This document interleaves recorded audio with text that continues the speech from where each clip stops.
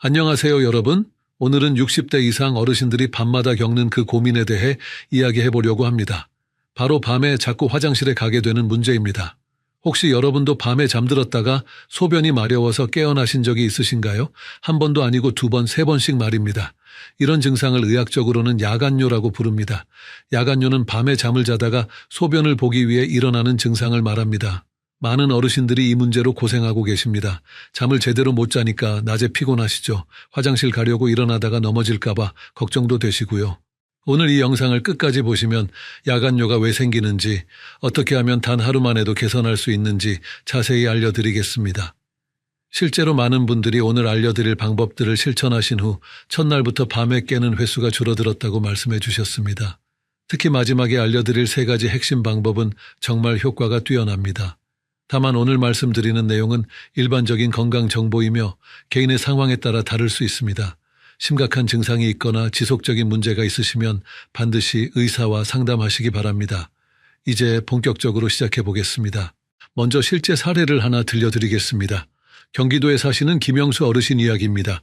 올해 68세이신 김 어르신은 지난 2년 동안 매일 밤 서너 번씩 화장실에 가느라 잠을 제대로 못 주무셨습니다. 처음에는 나이가 들어서 그러려니 하고 넘어가셨죠. 하지만 시간이 지날수록 상황은 더 심각해졌습니다. 밤에 잠을 못 자니까 낮에 너무 피곤하셨어요. 손자들과 놀아주기도 힘들어지고 평소 즐겨 하시던 등산도 포기하게 되셨습니다. 더 큰 문제는 밤에 화장실 가려고 일어나다가 어둠 속에서 문틀에 다리를 부딪히거나 미끄러질 뻔한 적이 여러 번 있었다는 것입니다. 김 어르신의 아내분도 남편이 밤마다 뒤척이고 일어나니까 함께 잠을 설치게 되셨어요. 부부가 모두 수면 부족으로 낮에 짜증을 내는 일이 많아졌습니다. 김 어르신은 이런 상황이 계속되면 건강이 더 나빠질 것 같아서 걱정이 많으셨습니다. 그러던 어느 날 김 어르신은 동네 친구분의 권유로 비뇨기과를 찾아가셨습니다. 의사 선생님은 김 어르신의 증상을 자세히 듣고 몇 가지 검사를 해보셨어요. 다행히 심각한 질병은 없었습니다. 전립선이 약간 커진 것과 나이에 따른 자연스러운 변화였죠. 의사 선생님은 김 어르신께 약물 치료와 함께 생활습관 개선 방법을 알려주셨습니다. 특히 저녁 시간 수분 섭취 조절과 방광 훈련, 그리고 간단한 운동법을 추천해 주셨어요. 김 어르신은 반신반의하면서도 의사 선생님의 말씀을 따라 해보기로 하셨습니다. 놀랍게도 첫날부터 변화가 있었습니다. 보통 밤에 서너 번 깨던 김 어르신이 그날 밤에는 2번만 깨셨어요. 일주일 후에는 1번만 깨시게 되었고 한 달 후에는 밤새 1번도 안 깨고 주무시는 날이 많아졌습니다.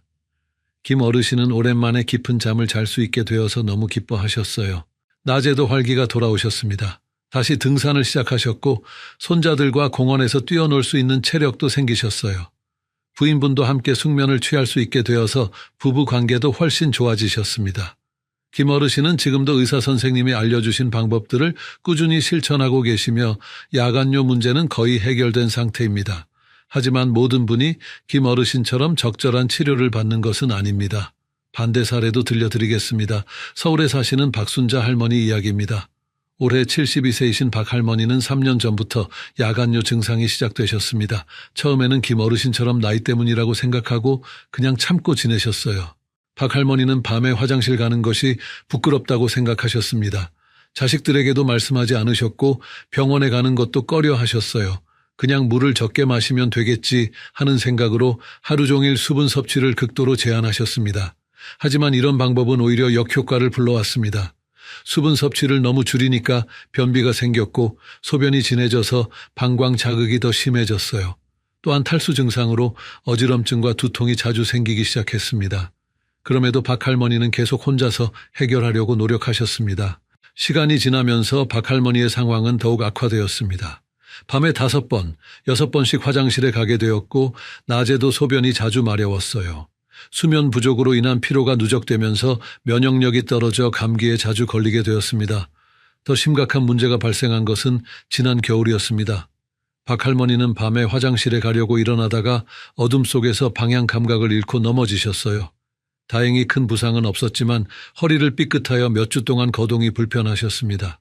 이때서야 가족들이 할머니의 상황을 알게 되었고 급히 병원으로 모시고 갔습니다. 병원에서 검사를 받아보니 박 할머니는 방광염과 경미한 신장 기능 저하가 있었습니다. 만약 조금 더 일찍 병원에 오셨다면 간단한 치료로 해결될 수 있었던 문제였지만 너무 오랫동안 방치하여 치료 기간이 길어지게 되었어요. 박 할머니는 지금 약물 치료를 받고 계시지만 완전히 회복되기까지는 상당한 시간이 걸릴 것으로 예상됩니다. 박 할머니 사례에서 볼 수 있듯이 야간요 문제를 방치하면 더 큰 건강 문제로 이어질 수 있습니다. 단순히 나이 때문이라고 넘어가지 마시고 적절한 대처가 필요합니다. 여러분께서 이 영상이 도움이 되고 있다면 좋아요 버튼을 눌러주시고 구독과 알림 설정도 해주시면 더 많은 건강 정보를 받아보실 수 있습니다. 이제 야간요가 왜 생기는지 자세히 알아보겠습니다. 야간요가 생기는 이유는 여러 가지가 있습니다. 먼저 나이가 들면서 생기는 자연스러운 변화부터 말씀드리겠습니다. 우리 몸에서 소변을 만들고 저장하는 시스템은 나이가 들면서 조금씩 변화합니다. 젊을 때는 밤에 잠들면 우리 몸에서 항긴요 호르몬이라는 것이 많이 나옵니다. 이 호르몬은 신장에서 소변을 적게 만들도록 도와줍니다. 그래서 젊은 사람들은 밤에 오랫동안 잠을 자도 화장실에 가지 않아도 되는 것이죠. 하지만 나이가 들면 이 호르몬의 분비가 줄어듭니다. 그러면 밤에도 나처럼 소변이 계속 만들어지게 되어요. 또한 방광의 용량도 나이가 들면서 줄어듭니다. 젊을 때는 방광에 400에서 500cc 정도의 소변을 저장할 수 있었지만 나이가 들면 200에서 300cc 정도만 저장할 수 있게 됩니다. 방광 근육도 약해져서 소변을 완전히 비우기 어려워지고 잔뇨감을 느끼게 되는 경우가 많습니다. 남성의 경우에는 전립선 문제도 큰 원인 중 하나입니다. 전립선은 50대부터 서서히 커지기 시작합니다. 이를 전립선 비대증이라고 부르는데 우리나라 60대 남성의 약 50%에서 나타납니다. 커진 전립선이 요도를 압박하면 소변이 시원하게 나오지 않고 방광에 소변이 남게 됩니다. 그러면 자주 소변이 마렵게 되죠. 여성의 경우에는 폐경 이후 여성 호르몬 부족이 주요 원인입니다. 여성 호르몬인 에스트로겐이 줄어들면 방광과 요도 주변 조직이 약해집니다. 또한 출산 경험이 있는 여성들은 골반 근육이 약해져서 방광 조절 능력이 떨어질 수 있어요. 특히 자연분만을 여러 번 경험하신 분들이나 출산 시 난산을 겪으신 분들은 골반 저근육 손상이 더 클 수 있습니다. 이런 경우 요실금과 함께 야간요도 나타날 수 있어요. 폐경 후에는 질과 요도가 건조해지면서 세균 감염에도 취약해집니다. 방광염이 자주 생기면 방광벽이 예민해져서 조금만 소변이 차도 마려운 느낌이 들 수 있습니다. 당뇨병도 야간요의 중요한 원인입니다.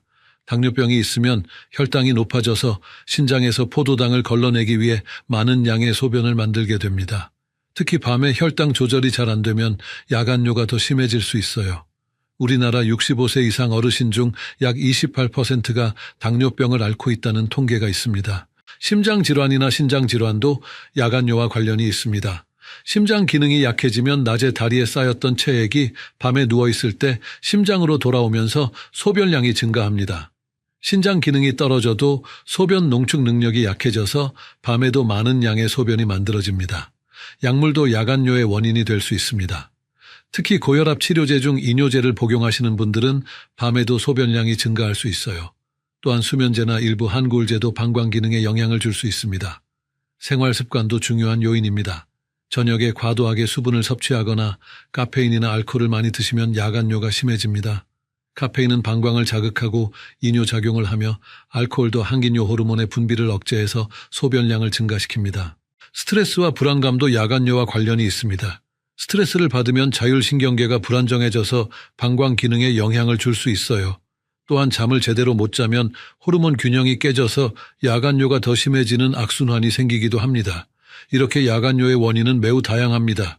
하지만 다행히 대부분의 경우 적절한 치료와 생활 습관 개선으로 많이 좋아질 수 있습니다. 이제 구체적인 해결책을 알려드리겠습니다. 첫 번째 해결책은 수분 섭취 조절입니다. 많은 분들이 야간요를 줄이려고 하루 종일 물을 적게 마시는데 이는 잘못된 방법입니다. 하루에 필요한 수분량은 반드시 섭취해야 하지만 시간대별로 조절하는 것이 중요합니다. 아침과 점심시간에는 충분히 수분을 섭취하세요.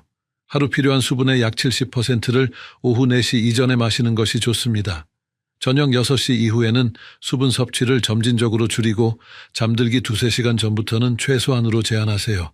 특히 카페인이 들어있는 커피나 녹차 그리고 알코올은 저녁에 피하는 것이 좋습니다. 수분 조절의 핵심은 갑작스러운 변화보다는 점진적인 조절입니다. 첫 주에는 저녁 9시 이후 수분 섭취를 절반으로 줄이고 둘째 주에는 저녁 8시 이후로 셋째 주에는 저녁 7시 이후로 점점 앞당겨 가세요. 이렇게 하면 몸이 서서히 적응할 수 있습니다. 두 번째 해결책은 방광훈련입니다. 방광훈련은 방광의 용량을 늘리고 소변을 참는 능력을 기르는 운동입니다. 이 방법은 특별한 도구나 약물 없이도 할 수 있어서 매우 실용적입니다. 방광훈련의 기본 원리는 소변이 마려워도 조금씩 참는 시간을 늘려가는 것입니다. 처음에는 소변이 마려우면 5분 정도 참아보세요. 이때 심호흡을 하거나 다른 일에 집중하면 도움이 됩니다. 5분을 성공적으로 참을 수 있게 되면 10분, 15분으로 점점 늘려가세요. 목표는 낮에는 서너 시간 간격으로 화장실에 가는 것입니다. 보통 건강한 성인은 하루에 5에서 8번 정도 소변을 봅니다. 만약 이보다 더 자주 간다면 방광훈련이 필요할 수 있어요. 방광훈련을 할 때는 소변 일기를 쓰는 것이 도움됩니다. 언제 소변을 봤는지, 얼마나 참았는지, 밤에 몇 번 깼는지 기록해 보세요. 이렇게 하면 자신의 패턴을 파악할 수 있고 개선되는 과정도 확인할 수 있습니다. 소변 일기에는 마신 물의 양과 종류도 함께 적어보세요. 커피나 차, 술을 마신 시간과 양을 기록하면 어떤 음료가 야간뇨에 더 영향을 주는지 알 수 있습니다. 방광훈련 중에 소변을 참기 어려울 때는 몇 가지 방법을 사용해 보세요. 심호흡을 깊게 하거나 발가락을 구부렸다 펴기를 반복하거나 다른 일에 집중하는 것이 도움됩니다. 또한 골반 근육을 빠르게 수축시키는 것도 효과적입니다. 이를 억제 수축이라고 하는데 소변이 마려울 때 골반 근육을 몇 번 빠르게 조였다 풀었다 하면 마려운 느낌이 줄어들 수 있어요. 세 번째 해결책은 골반 근육 운동, 즉 케겔 운동입니다. 골반 근육은 방광과 요도를 지지하는 중요한 근육입니다. 이 근육이 약해지면 소변 조절이 어려워지죠. 케겔 운동은 이 근육을 강화해서 방광 조절 능력을 향상시킵니다. 케겔 운동을 하는 방법은 간단합니다. 먼저 골반 근육의 위치를 찾아야 합니다. 소변을 보다가 중간에 멈춰 보세요.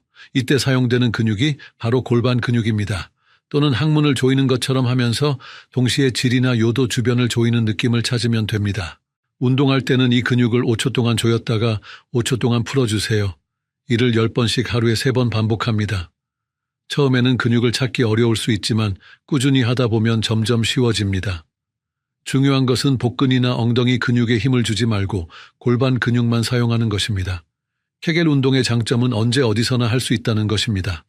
텔레비전을 보면서, 버스를 기다리면서, 심지어 누워서도 할 수 있어요. 효과를 보려면 최소 6주에서 8주 정도는 꾸준히 해야 합니다. 케겔 운동을 더 효과적으로 하는 방법도 있습니다. 바이오 피드백 기기를 사용하면 골반 근육을 정확히 사용하고 있는지 확인할 수 있어요. 하지만 이런 기기가 없어도 충분히 효과를 볼 수 있습니다. 운동할 때 숨을 참지 마시고 자연스럽게 호흡하세요. 또한 너무 세게 힘을 주지 마시고 적당한 강도로 꾸준히 하는 것이 중요합니다. 케겔 운동과 함께 다른 골반 저근육 운동도 병행하면 더 좋습니다. 브릿지 자세나 스쿼트 같은 운동들이 골반 주변 근육을 전체적으로 강화하는 데 도움이 됩니다. 다만 무릎이나 허리에 문제가 있으신 분들은 무리하지 마시고 자신의 상태에 맞는 강도로 하세요. 이제 좀 더 세부적인 방법들을 알려드리겠습니다. 먼저 화장실 환경을 개선하는 것입니다. 밤에 화장실에 갈 때 안전하고 편리하게 갈 수 있도록 환경을 만들어주세요. 침실에서 화장실까지의 통로에 작은 야간등을 설치하세요. 너무 밝으면 잠이 깰 수 있으니 은은한 정도면 충분합니다. 바닥에 걸려 넘어질 만한 물건들은 치워두고 미끄럼 방지 매트도 깔아두세요. 침실 옆에 간이 변기를 두는 것도 좋은 방법입니다. 특히 거동이 불편하신 분들이나 화장실이 멀리 있는 경우에 유용합니다. 요즘은 냄새가 나지 않는 휴대용 변기들이 많이 나와 있어서 위생적으로 사용할 수 있습니다. 잠자리 자세도 중요합니다. 다리를 약간 높게 해서 주무시면 낮에 다리에 쌓인 체액이 밤에 심장으로 돌아가는 것을 줄일 수 있습니다. 베개를 다리 밑에 받치거나 침대 끝을 조금 높이는 방법이 있어요. 또한 잠들기 전에 반드시 화장실에 다녀오세요. 설령 소변이 별로 마렵지 않더라도 방광을 완전히 비우고 주무시는 것이 좋습니다. 이때 소변을 다 본 후에 일어났다가 다시 앉아서 한 번 더 보려고 노력해 보세요. 가끔 자녀 소변이 더 나올 수 있습니다. 복부 마사지도 도움이 됩니다. 저녁에 잠들기 전에 배꼽 주변을 시계 방향으로 부드럽게 마사지해 주세요. 이는 장의 움직임을 도와주고 방광 주변의 혈액순환을 개선합니다. 마사지는 너무 세게 하지 마시고 편안한 정도의 압력으로 5분 정도 해주시면 됩니다. 복부 마사지를 할 때는 따뜻한 손으로 하시는 것이 좋습니다. 손이 차가우시면 먼저 비비거나 따뜻한 물에 담가서 온도를 높여주세요. 마사지 오일이나 로션을 사용하시면 피부 마찰을 줄일 수 있어서 더 편안하게 할 수 있습니다. 마사지 후에는 손을 깨끗이 씻고 편안한 자세로 몇 분간 휴식을 취하세요. 발 마사지도 야간뇨 완화에 도움이 될 수 있습니다. 발바닥에는 방광과 연결된 반사구가 있다고 알려져 있어요. 발바닥 중앙 부분을 부드럽게 눌러주거나 테니스공을 발바닥에 굴리는 방법도 좋습니다. 특히 저녁에 따뜻한 물에 발을 담그고 마사지를 하시면 혈액순환 개선과 함께 릴렉스 효과도 얻을 수 있어요. 운동도 야간뇨 개선에 도움이 됩니다. 하지만 격렬한 운동은 피하고 가벼운 산책이나 스트레칭 정도가 좋습니다. 특히 오후에 30분 정도 걷기 운동을 하면 전체적인 혈액순환이 좋아져서 야간뇨 완화에 도움이 됩니다. 수영도 좋은 운동입니다. 물속에서는 수압 때문에 다리에 쌓인 체액이 자연스럽게 순환됩니다. 또한 수영은 전신 운동이면서도 관절에 무리를 주지 않아서 어르신들에게 적합합니다. 식단 조절도 중요합니다. 저녁 식사는 가능한 한 일찍 늦어도 7시 이전에 마치는 것이 좋습니다. 또한 짠 음식은 피하세요. 나트륨을 많이 섭취하면 체내 수분 보유량이 증가해서 밤에 소변량이 늘어날 수 있습니다. 매운 음식이나 산성 음식도 방광을 자극할 수 있으니 저녁에는 피하는 것이 좋습니다. 토마토, 오렌지, 자몽 같은 신맛이 강한 과일이나 초콜릿, 인공 감미료도 방광을 자극할 수 있어요. 대신 방광에 좋은 음식들을 드세요. 크랜베리는 방광 건강에 도움이 되고 호박씨는 전립선 건강에 좋습니다. 바나나나 감자 같은 칼륨이 풍부한 음식도 도움이 됩니다. 칼륨은 나트륨의 배출을 도와서 체내 수분 균형을 맞춰줍니다. 현미나 귀리 같은 통곡물도 방광 건강에 좋다고 알려져 있어요. 이런 음식들은 섬유질이 풍부해서 변비 예방에도 도움이 됩니다. 녹차는 카페인이 있어서 저녁에는 피하는 것이 좋지만 카페인이 없는 허브차는 괜찮습니다. 캐모마일 차나 라벤더 차는 진정 효과가 있어서 숙면에도 도움이 되고 방광 자극도 적습니다. 다만 허브차도 너무 많이 마시면 야간뇨의 원인이 될 수 있으니 적당량만 드세요. 변비도 야간뇨와 관련이 있으니 주의하세요. 변비가 있으면 직장이 방광을 압박해서 소변이 자주 마려올 수 있습니다. 섬유질이 풍부한 음식을 드시고 충분한 수분 섭취와 적절한 운동으로 변비를 예방하세요. 계절별로도 주의할 점이 있습니다. 겨울에는 추위 때문에 소변이 더 자주 마려올 수 있습니다. 몸이 추우면 혈관이 수축되면서 혈압이 올라가고 신장에서 더 많은 소변을 만들게 됩니다. 따라서 겨울에는 실내 온도를 적절히 유지하고 잠들 때 몸을 따뜻하게 하는 것이 중요합니다. 여름에는 에어컨 때문에 실내가 너무 차가워질 수 있으니 주의하세요. 또한 더운 날씨에 갑자기 찬 음료를 많이 마시면 방광이 자극받을 수 있습니다. 미지근한 물을 조금씩 자주 마시는 것이 좋습니다. 봄과 가을에는 일교차가 클 수 있으니 천 조절에 신경 쓰세요. 몸이 갑자기 추워지면 방광 근육이 수축해서 소변이 마려울 수 있습니다. 약물 복용 시기도 조절해 볼 수 있습니다. 만약 이뇨제를 복용하고 계시다면 의사와 상의해서 복용 시간을 조정해 보세요. 보통 아침에 복용하는 것이 좋습니다. 절대로 의사와 상의 없이 약을 끊거나 시간을 바꾸지는 마세요. 고혈압약 중에는 밤에 복용하는 것이 더 효과적인 것들이 있습니다. 하지만 이런 결정은 반드시 의사와 함께 해야 합니다. 자주 사용하시는 다른 약물들도 야간뇨와 관련이 있는지 의사나 약사에게 문의해 보세요. 질환별 주의사항도 알려드리겠습니다. 당뇨병이 있으신 분들은 혈당 관리가 가장 중요합니다. 혈당이 높으면 신장에서 포도당을 걸러내기 위해 많은 양의 소변을 만들게 됩니다. 따라서 식단 조절과 규칙적인 운동으로 혈당을 안정적으로 유지하세요. 특히 저녁 식사 후 혈당이 급격히 올라가지 않도록 주의하세요. 단순당분이 많은 음식보다는 복합탄수화물을 드시고 식사 후에는 가벼운 산책을 하시는 것이 좋습니다. 또한 잠들기 전 혈당을 체크해 보시고 너무 높다면 의사와 상의해서 약물 조정을 받으세요. 고혈압이 있으신 분들도 주의가 필요합니다. 혈압이 높으면 신장에 부담을 주어서 소변량이 증가할 수 있습니다. 염분 섭취를 줄이고 스트레스 관리를 잘 하세요. 혈압약을 복용하고 계시다면 복용 시간을 의사와 상의해서 조절해 볼 수 있습니다. 심장 질환이 있으신 분들은 낮에 다리에 부종이 생기지 않도록 주의하세요. 오래 서 있거나 앉아 있지 마시고 다리를 높이 올리고 쉬는 시간을 자주 가지세요. 염분 섭취도 제한하시고 처방받은 심장약을 규칙적으로 복용하세요. 전립선 비대증이 있는 남성분들은 소변을 완전히 비우는 것이 특히 중요합니다. 소변을 본 후에 방광에 잔뇨가 남지 않도록 충분한 시간을 가지고 천천히 보세요.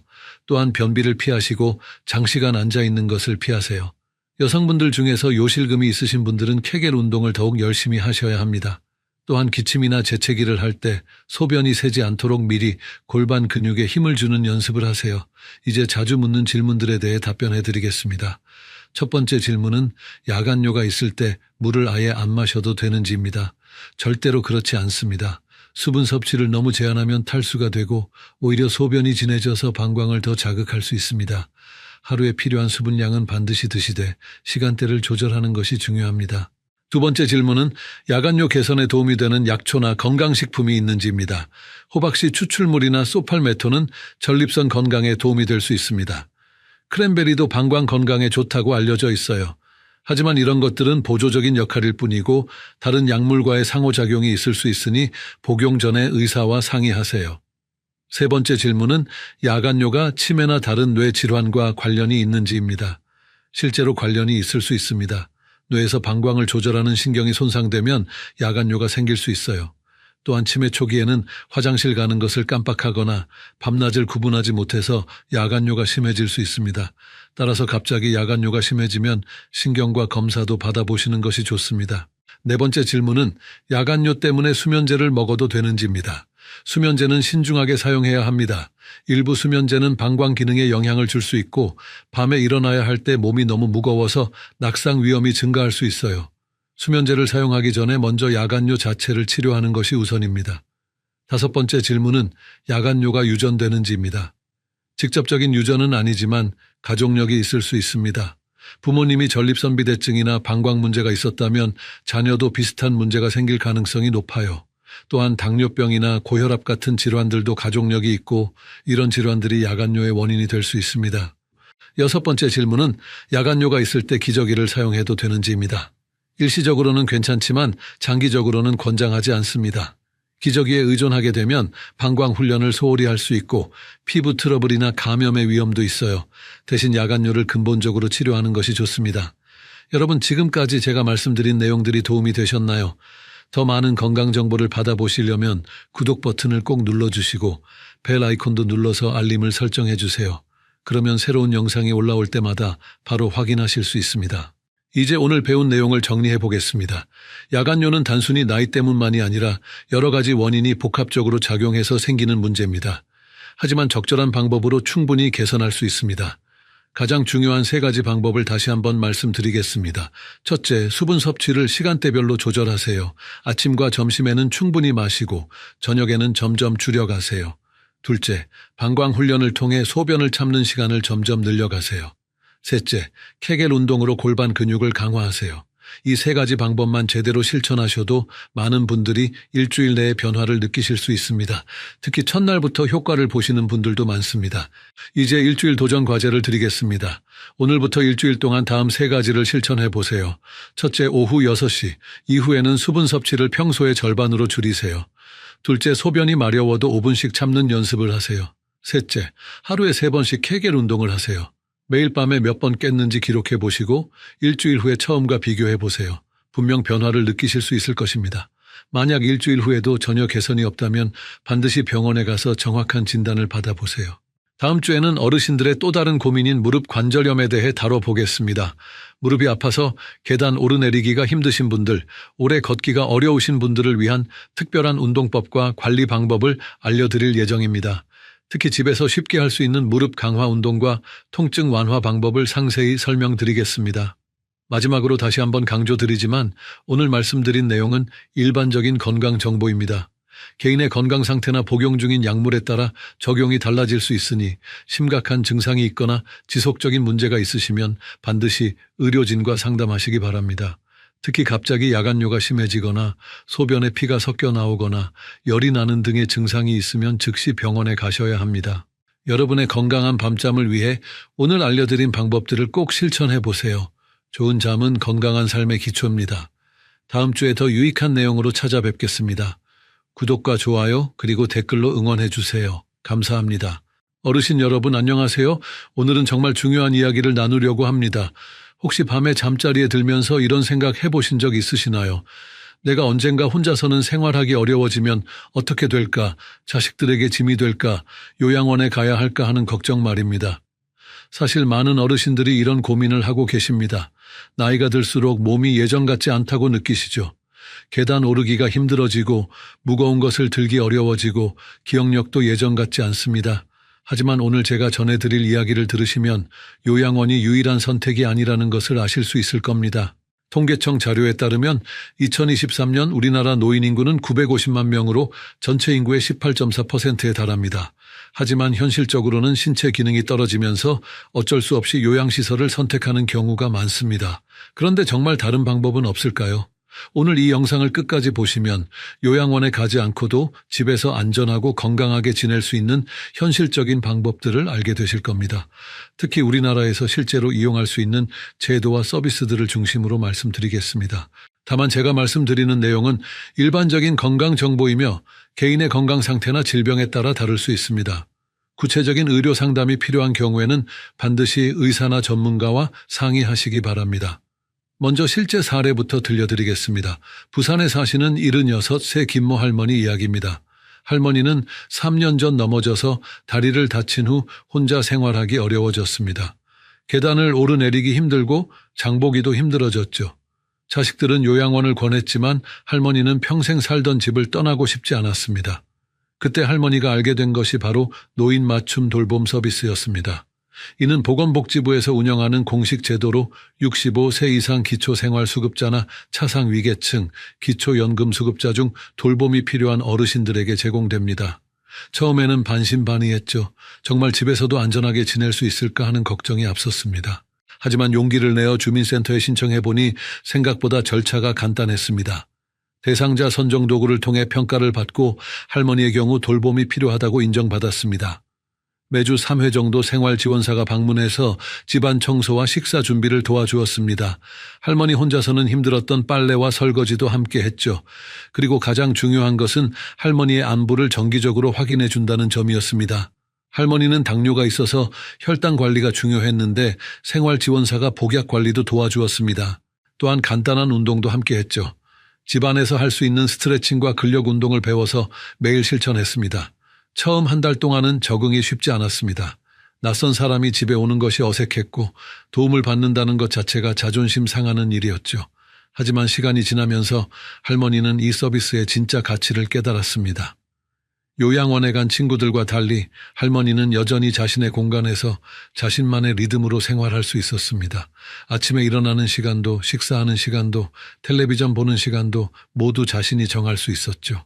무엇보다 사랑하는 반려견과 함께 지낼 수 있다는 것이 큰 위안이었습니다. 또한 지역 경로당 프로그램에도 참여하게 되었습니다. 건강체조 교실과 노래교실에 나가면서 또래 친구들과 소통할 수 있었죠. 가장 놀라운 변화는 할머니의 건강이 오히려 좋아졌다는 점입니다. 요양원에 가야 한다고 생각할 때는 우울하고 의욕이 없었는데 집에서 적절한 도움을 받으며 생활하니 활력이 돌아왔습니다. 규칙적인 운동과 균형 잡힌 식사, 그리고 무엇보다 정신적 안정감이 건강 회복에 큰 도움이 되었죠. 이제 3년이 지난 현재 김 할머니는 여전히 자신의 집에서 건강하게 지내고 계십니다. 서비스 이용 비용도 소득 수준에 따라 차등 적용되어 부담이 크지 않았습니다. 할머니의 이야기는 단순히 개인적인 성공 사례가 아닙니다. 올바른 제도를 활용하면 집에서도 충분히 안전하고 건강하게 지낼 수 있다는 것을 보여주는 중요한 증거입니다. 하지만 안타깝게도 모든 분이 김 할머니처럼 좋은 결과를 얻는 것은 아닙니다. 잘못된 선택으로 인해 더 큰 어려움을 겪는 경우도 많습니다. 서울에 사시던 72세 박모 할아버지의 이야기를 들려드리겠습니다. 박 할아버지는 혼자 사시면서 점점 몸이 불편해지는 것을 느꼈지만 아무에게도 도움을 요청하지 않으셨습니다. 자식들에게 걱정을 끼치고 싶지 않다는 마음이 컸죠. 또한 공적 서비스에 대해 잘 알지 못했고 신청 절차가 복잡할 것이라고 생각했습니다. 할아버지는 무릎 관절염이 심해져서 걷기가 힘들어졌는데도 병원에 가지 않으셨습니다. 약국에서 파는 진통제로만 버티려고 했죠. 또한 식사도 제대로 하지 않았습니다. 요리하기가 힘들어서 라면이나 빵으로만 끼니를 때우는 날이 많았습니다. 가장 큰 문제는 약 복용 관리였습니다. 할아버지는 고혈압과 당뇨약을 복용해야 했는데 기억력이 떨어지면서 약을 제대로 챙겨 먹지 못했습니다. 때로는 약을 2번 먹기도 하고 때로는 하루 종일 빼먹기도 했죠. 이런 상황이 계속되면서 할아버지의 건강은 급격히 악화되었습니다. 혈당 조절이 안 되고 혈압도 불안정해졌습니다. 근육량도 줄어들어서 더욱 움직이기 어려워졌죠. 그러다가 결국 혼자 계시던 중에 쓰러지셨습니다. 다행히 이웃분이 발견해서 병원으로 옮겨졌지만 그때는 이미 상태가 많이 악화된 후였습니다. 의사는 당뇨 합병증이 진행되었고 근육 위축도 심각한 수준이라고 했습니다. 무엇보다 영양실조 상태여서 면역력이 크게 떨어져 있었죠. 병원에서 치료를 받은 후 할아버지는 결국 요양원에 입원하게 되었습니다. 하지만 이미 건강이 많이 나빠진 상태였기 때문에 회복이 쉽지 않았습니다. 만약 조금 더 일찍 노인 맞춤 돌봄 서비스나 장기요양보험 서비스를 신청했다면 이런 일은 일어나지 않았을 것입니다. 박 할아버지의 사례에서 우리가 배울 수 있는 것은 무엇일까요? 혼자서 모든 것을 해결하려고 하는 것이 오히려 더 큰 위험을 초래할 수 있다는 점입니다. 적절한 시기에 적절한 도움을 받는 것이 얼마나 중요한지 알 수 있죠. 또 다른 사례도 말씀드리겠습니다. 대구에 사시던 68세 이모 할머니는 치매 초기 증상이 나타나기 시작했습니다. 처음에는 단순한 건망증이라고 생각했지만 점점 일상생활에 지장을 주는 수준이 되었죠. 할머니는 가스레인지를 켜놓고 잊어버리는 일이 자주 생겼습니다. 또한 현관문을 열어놓고 나가거나 약을 어디에 두었는지 기억하지 못하는 경우도 많았습니다. 가족들은 할머니 혼자 두기가 불안해서 요양원을 알아보기 시작했습니다. 하지만 할머니는 요양원에 가기를 극도로 거부했습니다. 아직 정신은 멀쩡하다고 주장했고 집을 떠나고 싶지 않다고 했죠. 가족들도 할머니를 억지로 보내기가 마음 아팠습니다. 그러다가 지역 치매안심센터를 통해 장기요양보험 서비스를 알게 되었습니다. 장기요양보험 등급을 받은 후 할머니는 주간보호센터를 이용하게 되었습니다. 평일 낮 시간에는 센터에서 전문적인 돌봄을 받고 저녁과 주말에는 집에서 지낼 수 있었죠. 이런 방식으로 할머니는 스트레스를 받지 않으면서도 안전하게 지낼 수 있었습니다. 또한 방문 요양 서비스도 함께 이용했습니다. 주간보호센터에 가지 않는 시간에는 요양보호사가 방문해서 식사 준비와 복약 관리를 도와주었습니다. 무엇보다 놀라운 것은 적절한 돌봄을 받으면서 할머니의 치매 진행 속도가 현저히 느려졌다는 점입니다. 익숙한 환경에서 스트레스 없이 지내니 인지기능 저하가 완만해졌죠. 요양원에 간 다른 치매 환자들과 비교해보면 확연한 차이가 있었습니다. 이 할머니는 현재까지도 집을 중심으로 생활하고 계시며 가족들과의 관계도 여전히 좋습니다. 손자 손녀들이 방문하면 함께 시간을 보낼 수 있고 평생 키우던 화초들도 계속 돌볼 수 있습니다. 만약 요양원에 갔다면 이런 일상의 소중함을 잃었을 것입니다. 할머니의 본인 부담금은 장기요양보험 등급에 따라 월 10만 원에서 30만 원 정도였습니다. 지금까지 들려드린 이야기들을 보면 한 가지 확실한 것이 있습니다. 나이가 들어서 몸이 불편해진다고 해서 반드시 요양원에 가야 하는 것은 아니라는 점입니다. 올바른 제도와 적절한 도움이 있다면 집에서도 충분히 안전하고 건강하게 지낼 수 있습니다. 그렇다면 구체적으로 어떤 제도들이 있는지 자세히 알아보겠습니다. 우선 왜 많은 어르신들이 요양원 외에는 선택지가 없다고 생각하게 되는지부터 이해해야 합니다. 가장 큰 이유는 정보 부족입니다. 우리나라에는 다양한 노인 돌봄 서비스가 있지만 어떤 서비스들이 있는지 잘 모르는 경우가 많습니다. 또한 복잡한 신청 절차 때문에 포기하는 경우도 있죠. 하지만 실제로는 그렇지 않습니다. 한국은행 자료에 따르면 현재 민간 간병비는 월 370만 원 수준으로 매우 높습니다. 반면 공적 서비스를 이용하면 훨씬 경제적입니다. 장기요양보험의 경우 본인 부담률이 20%이므로 실제 부담금은 크지 않습니다. 또 다른 이유는 가족들의 부담감입니다. 부모님을 집에서 돌보면 자식들이 더 신경 써야 한다고 생각하죠. 하지만 전문적인 서비스를 이용하면 오히려 가족의 부담은 줄어들 수 있습니다. 전문가가 체계적으로 돌봄을 제공하기 때문에 가족들은 안심하고 본인의 일에 집중할 수 있습니다. 그럼 우리 몸에서는 나이가 들면서 구체적으로 어떤 변화가 일어나는 걸까요? 먼저 근육량이 줄어듭니다. 30세 이후로는 매년 근육량이 1%씩 감소한다고 합니다. 특히 다리 근육의 감소가 두드러져서 걷기가 힘들어지죠. 또한 뼈도 약해집니다. 특히 여성의 경우 폐경 후 여성 호르몬인 에스트로겐이 급격히 감소하면서 골밀도가 빠르게 떨어집니다. 이로 인해 작은 충격에도 골절이 일어날 위험이 커집니다. 심장과 혈관도 노화합니다. 혈관벽이 두꺼워지고 탄력이 떨어져서 혈압이 오르기 쉬워집니다. 또한 심장 근육의 수축력도 약해져서 전신에 혈액을 공급하는 능력이 떨어지죠. 뇌 기능도 변화합니다. 뇌세포의 수가 줄어들고 신경 전달 물질의 분비도 감소합니다. 이로 인해 기억력, 집중력, 판단력이 예전만 못하게 됩니다. 특히 새로운 정보를 학습하고 기억하는 능력이 떨어집니다. 면역 시스템도 약해집니다. 백혈구의 기능이 저하되고 항체 생성 능력도 떨어져서 감염에 취약해집니다. 또한 상처 치유 속도도 느려지죠. 이런 신체적 변화들이 누적되면서 일상생활에 어려움이 생기기 시작합니다. 계단 오르기, 무거운 물건 들기, 오랫동안 서 있기 등이 힘들어집니다. 또한 시력과 청력도 떨어져서 안전사고의 위험이 커지죠. 하지만 여기서 중요한 것은 이런 변화들이 모든 사람에게 동일하게 나타나는 것은 아니라는 점입니다. 생활 습관, 운동, 영양 상태, 스트레스 관리 등에 따라 노화 속도는 크게 달라질 수 있습니다. 또한 신체 기능이 일부 떨어진다고 해서 반드시 자립생활이 불가능한 것도 아닙니다. 적절한 도구와 환경 개선, 그리고 필요한 부분에 대한 도움이 있다면 여전히 독립적인 생활이 가능합니다. 예를 들어 근력이 약해졌다면 집안에 안전바를 설치하고 미끄럼 방지 매트를 깔면 됩니다. 기억력이 떨어졌다면 약물 복용 알림 기능이 있는 도구를 활용할 수 있죠. 요리가 힘들어졌다면 밑반찬 배달 서비스를 이용하면 됩니다. 중요한 것은 문제를 인식하고 적절한 해결책을 찾는 것입니다. 혼자서 모든 것을 해결하려고 고집하다가 더 큰 문제가 생기기 전에 필요한 도움을 받는 것이 현명한 선택입니다. 여기서 정말 중요한 것이 있습니다.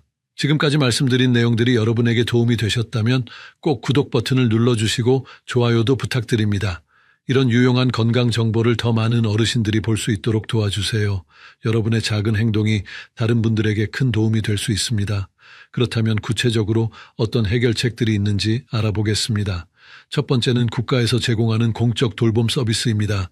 이는 개인의 건강 상태와 경제적 여건에 따라 다양한 형태로 제공됩니다. 가장 대표적인 것이 노인 맞춤 돌봄 서비스입니다.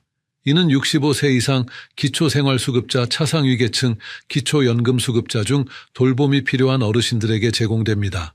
신체, 정신, 사회참여, 영역의 취약 요인을 조사해서 대상자를 선정하고 개인별 맞춤 서비스를 제공합니다. 서비스 내용은 안전지원, 사회참여, 생활교육, 일상생활 지원 등이 있습니다. 안전지원은 안부 확인, 생활안전점검 등이고 사회참여는 문화여가 프로그램 평생교육 참여 등입니다. 일상생활 지원은 식사관리, 청소, 세탁 등을 도와줍니다. 이 서비스는 무료로 제공되며 주민센터에 신청하면 됩니다. 본인이나 가족, 이웃이 신청할 수 있고 대상자 선정 도구를 통해 평가받게 됩니다. 서비스 내용과 시간은 개인의 필요에 따라 조정됩니다. 장기요양보험 서비스도 중요한 선택지입니다. 이는 나이나 소득에 관계없이 장기요양이 필요한 어르신들에게 제공됩니다. 먼저 장기요양 등급 신청을 해야 하는데 국민건강보험공단에서 방문조사를 통해 등급을 결정합니다. 1등급부터 5등급까지 있으며 등급에 따라 이용할 수 있는 서비스와 월 한도액이 정해집니다. 재가급여로는 방문요양, 방문목욕, 방문간호, 주야간보호, 단기보호 등이 있습니다. 본인 부담률은 20%이므로 실제 부담액은 크지 않습니다. 예를 들어 3등급을 받으면 월 한도액이 약 100만 원 정도인데 본인 부담금은 20만 원 정도입니다. 의료급여 수급자는 본인 부담이 없고 차상위계층은 본인 부담금의 60%를 감경받습니다. 이런 서비스를 이용하려면 먼저 본인의 상태와 필요를 정확히 파악해야 합니다. 어떤 부분에서 도움이 필요한지, 하루 중 언제 도움이 필요한지, 주 몇 회 정도 서비스를 받을 것인지 등을 결정해야 하죠. 그 다음에는 신뢰할 수 있는 서비스 제공기관을 찾아야 합니다. 국민건강보험공단에서 인증받은 기관을 이용하는 것이 안전합니다. 또한 서비스 제공자의 자격과 경력, 교육 이수 여부 등도 확인해야 합니다. 비용도 미리 확인해 두는 것이 좋습니다. 장기요양보험 등급을 받으시면 정부 지원을 받을 수 있어서 본인 부담금을 크게 줄일 수 있습니다. 등급을 받지 못하더라도 지자체별로 다양한 지원 제도가 있으니 확인해 보시기 바랍니다. 두 번째 해결책은 긴급 돌봄 서비스의 활용입니다. 이는 2024년부터 새롭게 시작된 서비스로 질병이나 부상으로 갑자기 돌봄이 필요한 상황에서 이용할 수 있습니다. 현재 122개 시군구에서 시범 운영 중입니다.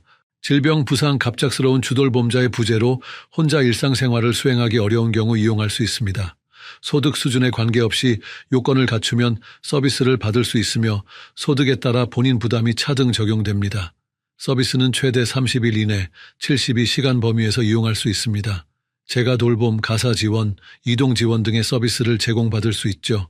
거주지 주민센터를 통해 신청할 수 있고 병원 퇴원 지원실이나 시군구 추천으로도 신청 가능합니다. 세 번째 해결책은 지역사회 네트워크의 활용입니다. 혼자 사는 것이 외로울 수 있지만 지역의 다양한 모임이나 프로그램에 참여하면 사회적 관계를 유지할 수 있습니다. 먼저 주민센터에서 운영하는 프로그램들을 확인해 보세요. 많은 지역에서 어르신들을 위한 다양한 활동을 제공합니다. 건강체조, 노래교실, 컴퓨터 교육, 요리교실 등 취미와 건강을 동시에 챙길 수 있는 프로그램들이 있습니다. 경로당이나 복지관도 좋은 선택입니다. 비슷한 연령대의 분들과 함께 시간을 보내면서 서로 안부를 확인하고 정보를 나눌 수 있습니다.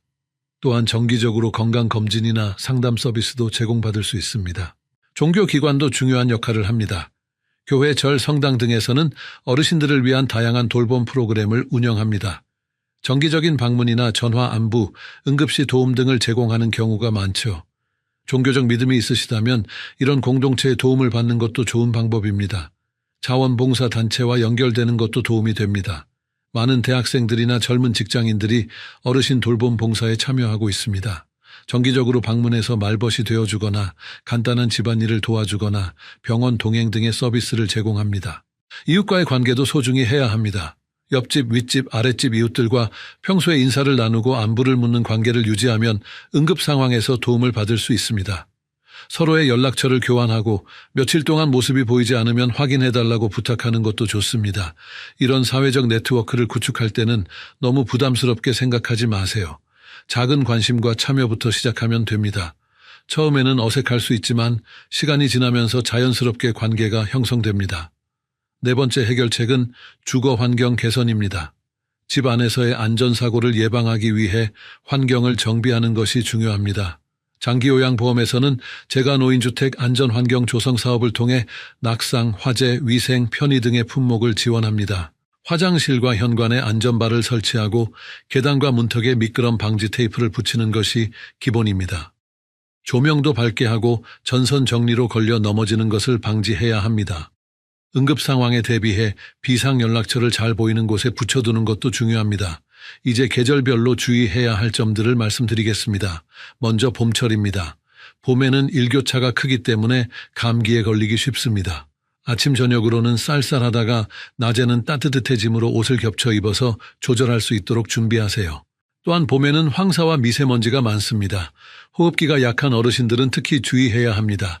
외출 전에는 반드시 대기질을 확인하고 나쁜 날에는 가급적 외출을 자제하세요. 외출할 때는 마스크를 착용하고 집에 돌아와서는 손발을 깨끗이 씻어야 합니다. 여름철에는 무엇보다 열사병과 탈수에 주의해야 합니다. 나이가 들면 천 조절 능력이 떨어지고 갈증을 잘 느끼지 못합니다. 따라서 목이 마르지 않더라도 규칙적으로 물을 마셔야 합니다. 하루에 최소 8잔 이상의 물을 마시는 것이 좋습니다. 에어컨 사용 시에도 주의가 필요합니다. 너무 차갑게 틀면 냉방병에 걸릴 수 있고 실내 외 온도차가 클 때 혈관 수축으로 인한 문제가 생길 수 있습니다.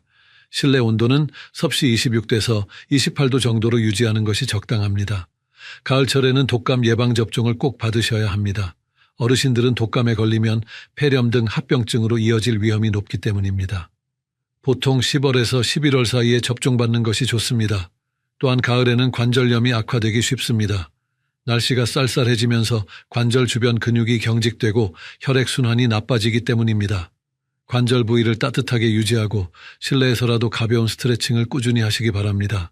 겨울철에는 낙상 사고가 가장 많이 발생합니다. 빙판길이나 눈길에서 미끄러지기 쉽고 두꺼운 옷을 입어서 몸의 균형 감각이 떨어지기 때문입니다.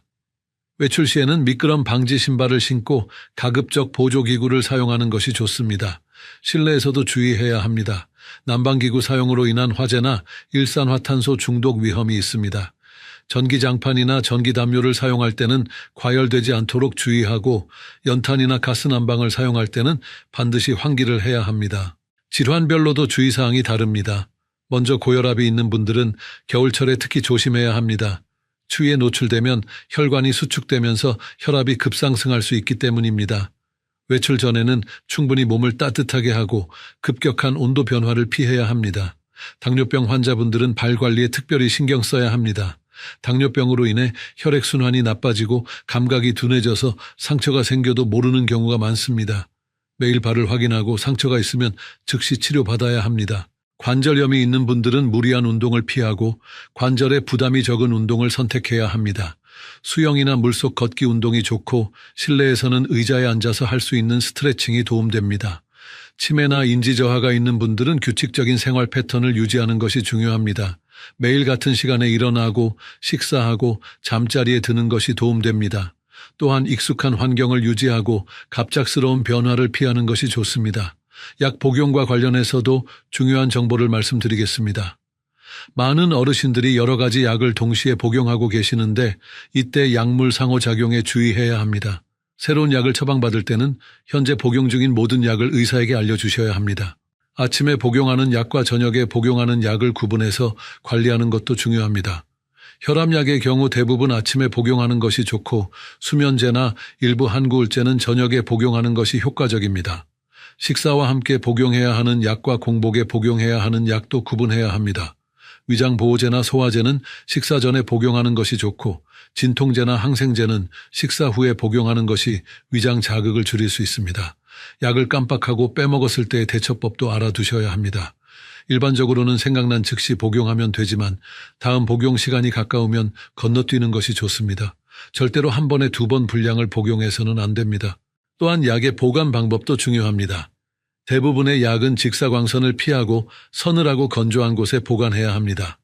화장실이나 부엌처럼 습도가 높은 곳은 피하고 냉장고에 보관해야 하는 특별한 약이 아니라면 실온에서 보관하면 됩니다.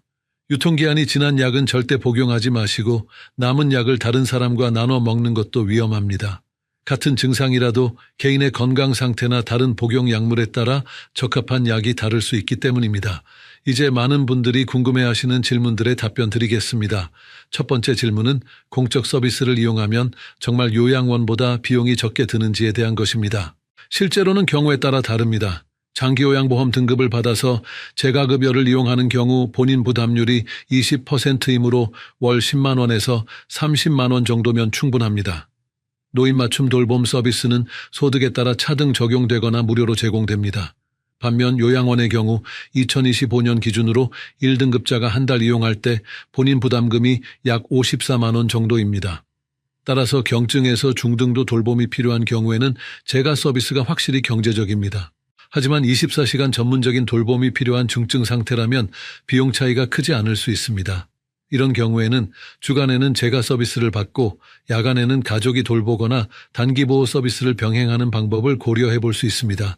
또한 장기요양보험 등급을 받으면 정부 지원을 받을 수 있어서 본인 부담을 크게 줄일 수 있습니다. 의료급여 수급자는 본인 부담이 없고 차상위계층은 본인 부담금의 60%를 감경받습니다. 두 번째 질문은 혼자 사는 것이 정말 안전한지에 대한 것입니다. 물론 가족이나 전문 인력이 항상 함께 있는 것보다는 위험할 수 있습니다. 하지만 앞서 말씀드린 것처럼 적절한 안전장치와 지원 시스템이 있다면 충분히 안전하게 생활할 수 있습니다. 특히 응급호출 시스템과 정기적인 안전 확인 서비스를 이용하면 위험 상황에서도 빠르게 도움을 받을 수 있습니다. 또한 주거 환경 개선을 통해 낙상이나 화재 등의 위험도 사전에 예방할 수 있죠. 무엇보다 중요한 것은 본인의 건강 상태를 정확히 파악하고 그에 맞는 수준의 도움을 받는 것입니다. 무리해서 혼자 하려고 하지 말고 필요한 부분에서는 적극적으로 도움을 요청해야 합니다. 세 번째 질문은 가족들이 걱정하지 않도록 하려면 어떻게 해야 하는지에 대한 것입니다. 가장 중요한 것은 소통입니다. 정기적으로 안부 전화를 드리고 건강 상태나 일상생활에 대해 솔직하게 말씀해 주세요. 또한 돌봄 서비스를 이용하고 있다면 그 내용도 가족들과 공유하는 것이 좋습니다. 어떤 도움을 받고 있는지, 건강 상태는 어떤지 등을 알려주면 가족들도 안심할 수 있습니다. 정기적인 건강 검진을 받고 그 결과를 가족들과 공유하는 것도 중요합니다. 건강에 문제가 없다는 것을 객관적으로 보여줄 수 있고 만약 문제가 있다면 조기에 발견해서 치료할 수 있습니다. 네 번째 질문은 치매나 인지저하가 시작되면 어떻게 해야 하는지에 대한 것입니다. 먼저 정확한 진단을 받는 것이 중요합니다. 단순한 건망증인지 경도인지 장애인지 치매인지에 따라 대처 방법이 달라지기 때문입니다. 각 지역에는 치매 안심센터가 있어서 무료로 검진과 상담을 받을 수 있습니다. 초기 단계라면 인지훈련이나 적절한 약물 치료로 진행을 늦출 수 있습니다. 또한 규칙적인 운동과 사회활동 참여도 도움이 됩니다. 중기 이후가 되면 장기요양보험 서비스나 치매 전문 프로그램을 이용할 수 있습니다. 주간보호센터의 치매 전담실이나 인지지원 등급 서비스 등이 있죠. 무엇보다 익숙한 환경에서 스트레스 없이 지내는 것이 중요합니다. 5번째 질문은 응급 상황이 생겼을 때 어떻게 대처해야 하는지에 대한 것입니다. 가장 중요한 것은 미리 준비하는 것입니다. 응급 연락처를 잘 보이는 곳에 붙여두고 응급 호출 기기를 항상 몸에 지니고 다녀야 합니다. 또한 평소에 복용하는 약물 목록과 알레르기 정보, 기존 질환 등을 정리해서 응급실에 갈 때 가져갈 수 있도록 준비해 두세요. 이런 정보가 있으면 응급처치를 받을 때 큰 도움이 됩니다. 이웃이나 관리사무소에도 응급 상황에 대비한 연락처를 알려두는 것이 좋습니다. 본인이 직접 연락할 수 없는 상황에서도 다른 사람이 대신 도움을 요청할 수 있도록 하는 것입니다. 여러분이 오늘 이 영상을 통해 얻으신 정보가 도움이 되셨기를 바랍니다. 마지막으로 한 번 더 구독과 좋아요 부탁드립니다. 여러분의 참여가 더 많은 어르신들에게 유용한 정보를 전달하는 데 큰 힘이 됩니다. 지금까지의 내용을 간단히 요약해 드리겠습니다. 첫째, 나이가 들어서 몸이 불편해진다고 해서 반드시 요양원에 가야 하는 것은 아닙니다. 노인 맞춤 돌봄 서비스, 장기 요양보험, 긴급 돌봄 서비스 등 다양한 공적 서비스를 활용하면 집에서도 안전하고 건강하게 지낼 수 있습니다. 둘째, 혼자서 모든 것을 해결하려고 고집하지 마시고 필요한 도움은 적극적으로 받으시기 바랍니다. 조기에 적절한 도움을 받는 것이 더 큰 문제를 예방하는 길입니다. 셋째, 건강관리와 안전관리를 소홀히 하지 마세요. 정기적인 건강검진, 약물 복용관리, 응급상황 대비 등을 철저히 해야 합니다. 이제 일주일 동안 실천해 볼 수 있는 간단한 도전을 제안드립니다. 첫째 날부터 셋째 날까지는 본인이 어떤 부분에서 도움이 필요한지 점검해 보세요. 일상생활에서 어려움을 느끼는 부분들을 메모해 두시기 바랍니다. 넷째 날부터 다섯째 날까지는 지역의 돌봄 서비스나 지원 제도에 대해 알아보세요. 주민센터나 국민건강보험공단에 문의해서 이용할 수 있는 서비스들을 확인해 보시기 바랍니다. 여섯째 날과 일곱째 날에는 가족이나 이웃과 앞으로의 계획에 대해 이야기해 보세요. 어떤 도움이 필요하고 어떤 준비를 해야 하는지 함께 논의해 보시기 바랍니다. 다음 주에는 어르신들의 인지 건강을 지키는 방법에 대해 말씀드리겠습니다. 치매 예방을 위한 생활 습관부터 기억력을 향상시키는 구체적인 방법들까지 뇌 건강을 위한 모든 것을 알려드릴 예정입니다. 많은 관심과 시청 부탁드립니다. 마지막으로 다시 한번 강조드리지만 오늘 말씀드린 내용은 일반적인 건강 정보이며 개인의 상황에 따라 다를 수 있습니다. 구체적인 의료 상담이나 돌봄 계획이 필요한 경우에는 반드시 전문가와 상의하시기 바랍니다. 여러분의 건강하고 행복한 노후를 진심으로 응원합니다. 어르신 여러분 안녕하십니까? 오늘은 여러분의 뇌 건강과 직결되는 정말 중요한 이야기를 나누려고 합니다. 혹시 밤에 잠을 제대로 못 주무시거나 새벽에 자주 깨시는 분들 계시지요? 아니면 너무 일찍 주무시거나 너무 늦게 주무시는 분들도 있으실 겁니다. 많은 어르신들이 나이가 들면서 잠자리에 어려움을 겪고 계십니다. 하지만 이런 잠자리 습관이 단순히 피곤함만 가져다 주는 것이 아니라는 놀라운 사실을 아시나요? 최근 국내외 의학계에서 발표한 충격적인 연구 결과들이 있습니다. 우리가 언제 잠들고 얼마나 오래 자는지가 뇌 건강과 직접적으로 연결되어 있다는 것입니다. 특히 60살 이상 어르신들의 경우 잘못된 수면 패턴이 치매 발병 위험을 무려 3배에서 5배까지 높인다는 연구 결과가 잇따라 발표되고 있습니다. 이는 단순한 상관관계가 아니라 명확한 인과관계라는 것이 과학적으로 입증되었습니다. 더욱 놀라운 것은 특정 시간대에 잠드는 것이 뇌에 독이 된다는 사실입니다. 새벽 2시 이후에 잠드는 어르신들의 뇌에서는 치매를 일으키는 독성 단백질이 정상적인 수면 패턴을 가진 어르신들보다 2배 이상 많이 축적된다는 연구 결과가 나왔습니다. 반대로 올바른 시간에 충분히 주무시는 어르신들은 같은 나이대에 비해 인지기능이 월등히 우수하다는 것도 밝혀졌습니다. 저는 오늘 여러분께 이 위험한 수면 시간대가 정확히 언제인지, 왜 이렇게 위험한지, 그리고 어떻게 하면 뇌를 보호하는 올바른 잠자리 습관을 만들 수 있는지 과학적 근거와 함께 자세히 말씀드리겠습니다. 또한 실제 사례들을 통해 잘못된 수면 습관이 가져온 안타까운 결과와 올바른 수면 습관으로 건강을 되찾은 감동적인 이야기도 들려드리겠습니다. 이 영상을 끝까지 보시면 여러분의 소중한 뇌 건강을 지키는 구체적이고 실용적인 방법들을 얻으실 수 있을 것입니다. 특히 오늘 밤부터 당장 실천할 수 있는 간단하면서도 효과적인 방법들을 단계별로 알려드릴 예정입니다. 하지만 먼저 중요한 말씀을 드려야 할 것이 있습니다. 오늘 제가 전해드리는 모든 내용은 의학적 조언이 아닌 건강 정보 제공 목적입니다. 개인의 건강 상태와 복용 중인 약물, 기존 질환에 따라 적절한 수면 시간과 패턴이 다를 수 있습니다. 따라서 정확한 진단과 개인 맞춤형 치료는 반드시 신경과나 수면 클리닉 등 전문 의료진과 상담하시기 바랍니다. 특히 이미 수면제를 복용 중이시거나 다른 질환으로 치료받고 계신 분들은 더욱 주의가 필요합니다. 이제 실제로 일어난 생생한 사례들을 통해 잘못된 수면 습관이 얼마나 무서운 결과를 가져오는지, 그리고 올바른 수면 습관이 얼마나 놀라운 변화를 만들어내는지 자세히 살펴보겠습니다. 첫 번째 이야기는 경기도 수원시에 사시는 김순자 할머니의 이야기입니다. 올해 68살인 김 할머니는 평생 새벽 5시에 일어나는 것이 몸에 밴 습관이었습니다. 젊었을 때 시골에서 농사일을 하셨던 시절부터 이어진 깊숙한 습관이었지요. 해가 뜨기 전에 일어나서 하루를 시작하는 것이 당연하다고 여기며 살아오셨습니다. 하지만 도시로 이사 오시고 나이가 들면서 김 할머니의 생활 패턴에 변화가 생기기 시작했습니다. 농사일을 그만두신 후에도 새벽 5시에 일어나는 습관은 그대로였지만 밤에 잠드는 시간은 점점 늦어졌습니다. 도시의 밝은 불빛과 소음, 그리고 무료할 수 있는 저녁 시간을 달래기 위해 텔레비전을 보는 시간이 길어진 것입니다. 김 할머니의 하루는 이렇게 흘러갔습니다. 저녁 6시에 식사를 마치시고 설거지를 끝내면 7시쯤 됩니다. 그 후 소파에 앉아서 드라마나 뉴스를 보시기 시작합니다. 처음에는 집중해서 보시지만 저녁 9시쯤 되면 은은한 졸음이 찾아옵니다. 소파가 편안해서 그냥 그 자리에서 2시간 정도 깜빡 주무시곤 했습니다. 밤 11시쯤 되어서야 소파에서 잠이 깨어 침실로 들어가십니다. 하지만 이미 저녁에 2시간이나 낮잠을 자셨기 때문에 침대에 누워도 잠이 오지 않습니다. 천장을 바라보며 이런저런 생각을 하다가 시계를 보면 자정이 넘어 있습니다. 그래도 잠이 오지 않아 다시 거실로 나와서 텔레비전을 켜시거나 휴대폰을 만지작거리시곤 했습니다. 결국 김 할머니는 새벽 1시에서 2시 사이에야 겨우 잠들 수 있었습니다. 그리고 어김없이 새벽 5시에 눈이 떠집니다.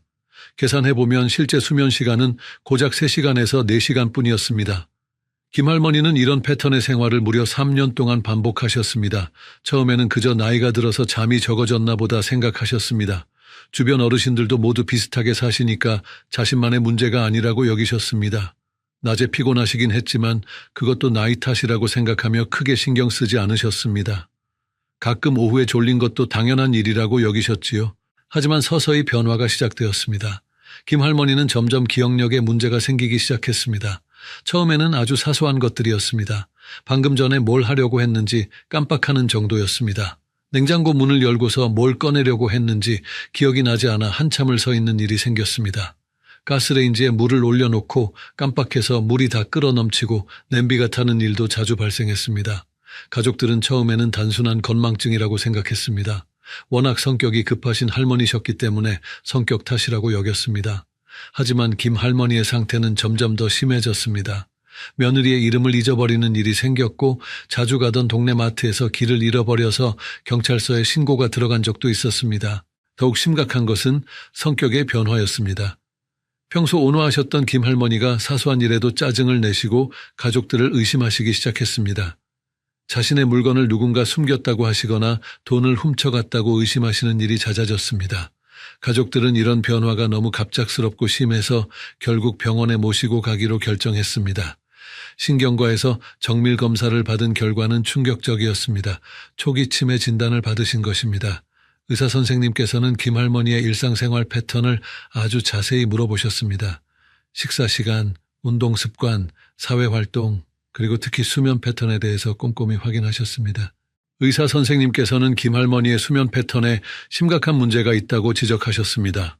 너무 적은 수면 시간과 불규칙한 수면 리듬, 그리고 특히 새벽 늦은 시간에 잠드는 습관이 뇌 건강에 치명적인 영향을 미쳤다는 것이었습니다.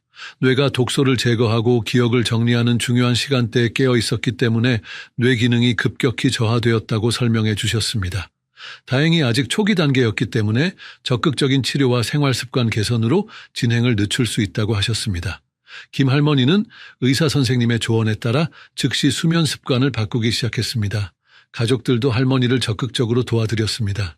먼저 저녁 시간대 낮잠을 완전히 끊었습니다. 아무리 졸리셔도 소파에서 주무시지 않도록 가족들이 번갈아 가며 대화를 나누거나 함께 산책을 나갔습니다. 그리고 밤 9시 30분에는 반드시 침실로 들어가셔서 독서나 명상을 하시도록 했습니다. 텔레비전과 휴대폰은 밤 9시 이후에는 아예 사용하지 않기로 했습니다. 처음 일주일은 정말 힘들었습니다. 김할머니는 밤에 잠이 오지 않아서 뒤척이시며 힘들어 하셨습니다. 하지만 가족들의 격려와 의지력으로 꾸준히 새로운 패턴을 유지하셨습니다. 2주일째부터 조금씩 변화가 보이기 시작했습니다. 밤 10시쯤에는 자연스럽게 잠이 오기 시작했고 아침 6시에 깨어나는 규칙적인 패턴이 자리 잡았습니다. 놀랍게도 석 달이 지나자 김할머니의 기억력이 눈에 띄게 회복되기 시작했습니다. 물론 완전히 원래대로 돌아온 것은 아니지만 일상생활에서 깜빡하는 일이 현저히 줄어들었습니다. 며느리 이름을 다시 기억하시게 되었고 가족들과의 대화도 훨씬 자연스러워졌습니다. 성격도 예전의 온화함을 되찾으셨고 집 근처 산책도 혼자서 할 수 있게 되었습니다. 현재 김할머니는 치매 진행을 억제하는 약물 치료와 함께 올바른 수면 습관을 꾸준히 유지하고 계십니다. 의사 선생님께서는 만약 수면 습관을 바꾸지 않았다면 치매가 급속도로 진행되었을 것이라고 말씀하셨습니다. 조기 발견과 적극적인 생활 습관 개선이 김할머니의 뇌를 구해낸 것입니다. 이제 두 번째 이야기를 들려드리겠습니다. 이번에는 안타깝게도 좋지 않은 결과를 가져온 경우입니다. 부산 해운대구에 사시는 박철수 할아버지 이야기입니다. 올해 72살인 박 할아버지는 젊었을 때부터 야간 근무를 많이 하셨습니다. 항만에서 경비원으로 일하시면서 밤 12시부터 아침 8시까지 근무하는 것이 30년 넘게 일상이었습니다. 박 할아버지는 야간 근무에 완전히 적응하셨다고 생각하셨습니다. 밤에는 또렷하게 깨어있고 낮에는 깊이 주무시는 것이 자연스러웠습니다. 주변에서 건강에 안 좋다고 걱정하는 말을 들어도 자신은 괜찮다고 하셨습니다. 실제로 젊었을 때는 별다른 문제가 없으셨거든요. 은퇴하신 후에도 박 할아버지의 수면 패턴은 전혀 바뀌지 않았습니다. 이미 몸의 밴 습관을 바꾸기가 쉽지 않으셨던 것입니다. 밤늦게까지 텔레비전을 보시거나 인터넷을 하시다가 새벽 3시에서 4시 사이에 주무셨습니다. 그리고 오후 1시나 2시쯤 일어나시는 것이 일상이었습니다. 수면 시간 자체는 9시간에서 10시간 정도로 충분했습니다. 박 할아버지도 자신은 잠을 충분히 자고 있다고 생각하셨습니다. 문제는 잠드는 시간이었습니다. 하지만 이것이 문제라는 것을 아무도 인식하지 못했습니다. 박 할아버지의 가족들도 할아버지가 늦게 주무시고 늦게 일어나시는 것을 자연스럽게 받아들였습니다. 평생 그렇게 사셨으니까 지금 와서 바꾸기 어려우실 거라고 생각했던 것입니다. 할아버지께서도 자신은 타고난 올빼미형 인간이라고 말씀하시며 전혀 문제없다고 하셨습니다. 하지만 2년 전부터 박 할아버지에게 미묘한 변화들이 나타나기 시작했습니다.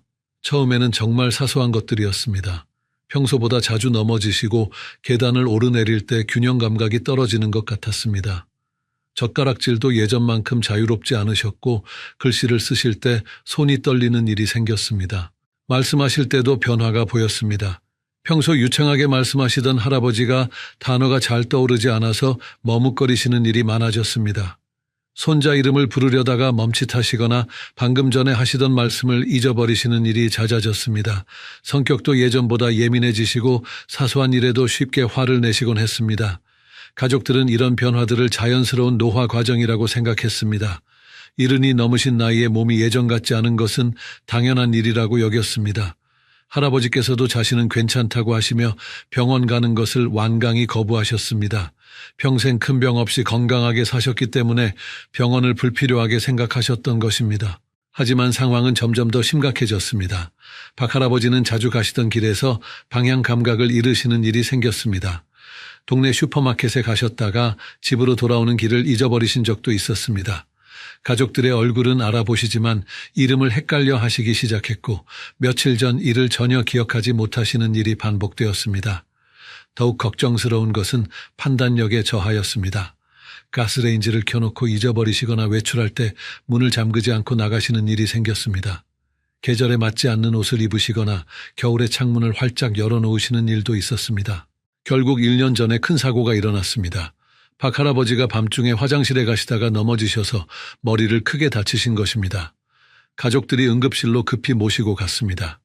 다행히 생명에는 지장이 없었지만 머리 외상으로 인해 정밀 검사를 받게 되었습니다. 컴퓨터 단층 촬영과 자기공명 영상 검사, 그리고 인지기능 검사를 받은 결과는 가족들에게 충격이었습니다. 중등도 치매 진단을 받으신 것입니다. 이미 상당히 진행된 상태였습니다. 뇌 영상에서도 기억을 담당하는 해마 부위의 위축이 뚜렷하게 관찰되었습니다. 담당 의사는 박 할아버지의 오랜 수면 패턴 이상이 치매 진행에 결정적인 영향을 미쳤을 가능성이 매우 높다고 설명했습니다. 수십 년간 새벽 늦은 시간에 잠드는 습관이 뇌의 독소 제거 기능을 심각하게 방해하고 기억을 담당하는 뇌 부위에 돌이킬 수 없는 손상을 가져왔다는 것이었습니다. 의사는 만약 은퇴 후에라도 수면 패턴을 정상화했다면 치매 진행을 크게 늦출 수 있었을 것이라고 아쉬움을 표했습니다. 하지만 이미 뇌 손상이 상당히 진행된 상태라 완전한 회복은 어렵다고 했습니다. 현재 박 할아버지는 치매 치료 약물을 복용하시며 인지 재활 치료를 받고 계십니다. 가족들의 헌신적인 돌봄으로 더 이상의 급격한 악화는 막고 있지만 일상생활에서 많은 도움이 필요한 상태입니다. 가족들은 할아버지의 수면 습관에 더 일찍 관심을 가지고 개선을 도왔더라면 하는 깊은 후회를 하고 계십니다. 이 두 사례를 통해 우리는 매우 중요한 교훈을 얻을 수 있습니다. 수면의 시간과 질이 뇌 건강에 직접적이고 결정적인 영향을 미친다는 것입니다. 특히 언제 잠드느냐가 얼마나 오래 자느냐만큼이나 중요하다는 사실을 알 수 있습니다. 그렇다면 도대체 왜 수면 시간이 뇌 건강과 이렇게 밀접한 관련이 있는 걸까요? 이를 이해하기 위해서는 우리 뇌가 잠을 자는 동안 어떤 일들을 하는지 알아야 합니다. 우리 뇌는 깨어있는 동안 엄청난 양의 정보를 처리하고 에너지를 소모합니다. 이 과정에서 뇌세포들 사이사이에는 여러 가지 노폐물과 독성 물질들이 쌓이게 됩니다. 마치 공장에서 생산 활동을 하고 나면 쓰레기가 쌓이는 것과 같은 원리입니다. 이런 독성 물질 중에서 가장 문제가 되는 것이 아밀로이드 베타 단백질과 타우 단백질입니다. 이 두 물질은 알츠하이머 치매의 직접적인 원인이 되는 것으로 알려져 있습니다. 아밀로이드 베타는 뇌세포 바깥쪽에 쌓여서 노인반이라는 덩어리를 만들고 타우 단백질은 뇌세포 안쪽에 쌓여서 신경섬유 다발을 형성합니다. 건강한 뇌에서는 이런 독성 물질들이 잠을 자는 동안 효율적으로 제거됩니다. 이 청소 작업을 담당하는 것이 글림파틱 시스템이라는 뇌의 청소 시스템입니다. 이 시스템은 뇌척수액을 이용해서 뇌 전체를 씻어내는 역할을 합니다. 글림파틱 시스템이 가장 활발하게 작동하는 시간은 밤 10시부터 새벽 2시 사이입니다. 이 시간대를 뇌 청소의 골든타임이라고 부르기도 합니다. 이 시간에 깊은 잠에 들어야 글림파틱 시스템이 최대한의 효율로 작동할 수 있습니다. 만약 이 골든타임에 잠들지 못하고 깨어있다면 어떻게 될까요? 뇌 청소가 제대로 이루어지지 않아서 독성 물질들이 계속 쌓이게 됩니다. 하루 이틀이면 문제없지만 이런 상태가 몇 달 몇 년씩 지속되면 뇌에 치명적인 손상이 누적됩니다. 특히 기억을 담당하는 해마라는 뇌 부위는 이런 독소에 매우 취약합니다. 해마는 새로운 기억을 만들고 저장하는 핵심적인 역할을 하는데 독소가 쌓이면 해마의 신경세포들이 손상되기 시작합니다. 이것이 바로 기억력 저하의 시작입니다. 또한 깊은 잠을 자는 동안 우리 뇌는 하루 동안 학습한 내용들을 정리하고 장기 기억으로 저장하는 작업을 합니다. 이 과정을 기억 공고화라고 부릅니다. 수면이 부족하거나 질이 나쁘면 이 과정이 제대로 이루어지지 않아 새로운 것을 배우거나 기억하는 능력이 떨어지게 됩니다. 이런 과학적 사실들을 뒷받침하는 연구 결과들도 속속 발표되고 있습니다. 2023년 서울대학교 의과대학에서 발표한 대규모 연구에 따르면 밤 11시 이후에 잠드는 60살 이상 어르신들의 치매 위험도가 밤 10시 이전에 잠드는 어르신들보다 2.8배 높다고 했습니다. 이 연구는 전국 3만 5천 명의 어르신을 10년간 추적 관찰한 대규모 연구로 매우 신뢰도가 높습니다. 또한 수면 시간과 관련된 중요한 발견도 있었습니다. 수면 시간이 6시간 미만인 경우 치매 위험도가 2.3배 증가하고 반대로 9시간을 초과하는 경우에도 1.7배 증가한다는 결과가 나왔습니다. 즉, 너무 적게 자거나 너무 많이 자는 것 모두 뇌 건강에 해롭다는 것입니다. 미국 하버드 의과대학의 2022년 연구에서도 비슷한 결과가 나왔습니다. 새벽 2시 이후에 잠드는 노인들의 뇌에서 치매 원인 물질인 아밀로이드 베타 축적량이 정상적인 수면 패턴을 가진 노인들보다 37%나 많았다고 발표했습니다. 이는 양전자 방출 단층 촬영을 이용해서 직접 뇌 속의 아밀로이드 베타를 측정한 결과입니다. 국내 연구도 주목할 만합니다. 2024년 연세대학교 의과대학에서 전국 노인 2만 3천 명을 대상으로 한 연구에서 오후 9시에서 10시 사이에 잠자리에 드는 어르신들의 인지 기능이 가장 우수했다고 발표했습니다. 특히 기억력, 주의 집중력, 판단력 모든 영역에서 뛰어난 결과를 보였습니다. 일본 도쿄대학의 2023년 연구에서는 더욱 구체적인 수치를 제시했습니다. 밤 10시 이전에 잠드는 70대 노인들의 뇌 나이가 실제 나이보다 평균 5.3세 젊게 나타났다고 했습니다. 반면 새벽 1시 이후에 잠드는 노인들의 뇌 나이는 실제 나이보다 7.8세나 더 늙어 보였습니다. 영국 옥스퍼드 대학의 최근 연구에서는 수면 패턴과 뇌 크기의 관계도 밝혀졌습니다. 불규칙한 수면 패턴을 가진 노인들의 뇌에서 기억을 담당하는 해마의 크기가 정상 수면 패턴을 가진 노인들보다 평균 12% 작았다는 것입니다.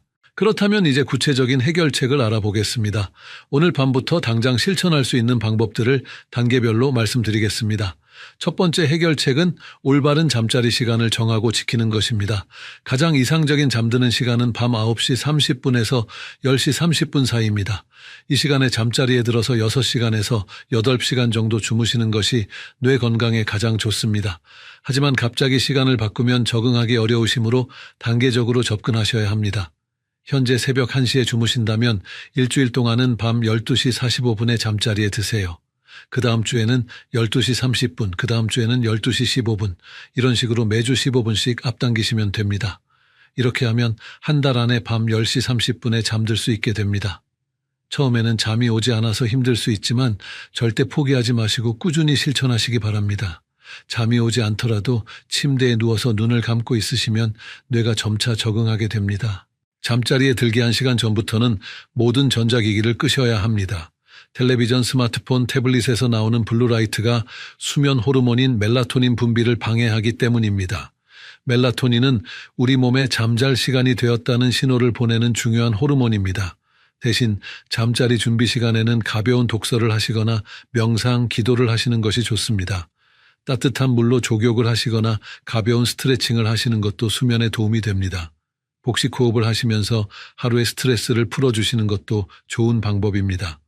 두 번째 해결책은 낮잠 시간을 철저히 조절하는 것입니다. 낮잠 자체를 완전히 끊을 필요는 없지만 시간과 길이를 엄격하게 관리해야 합니다.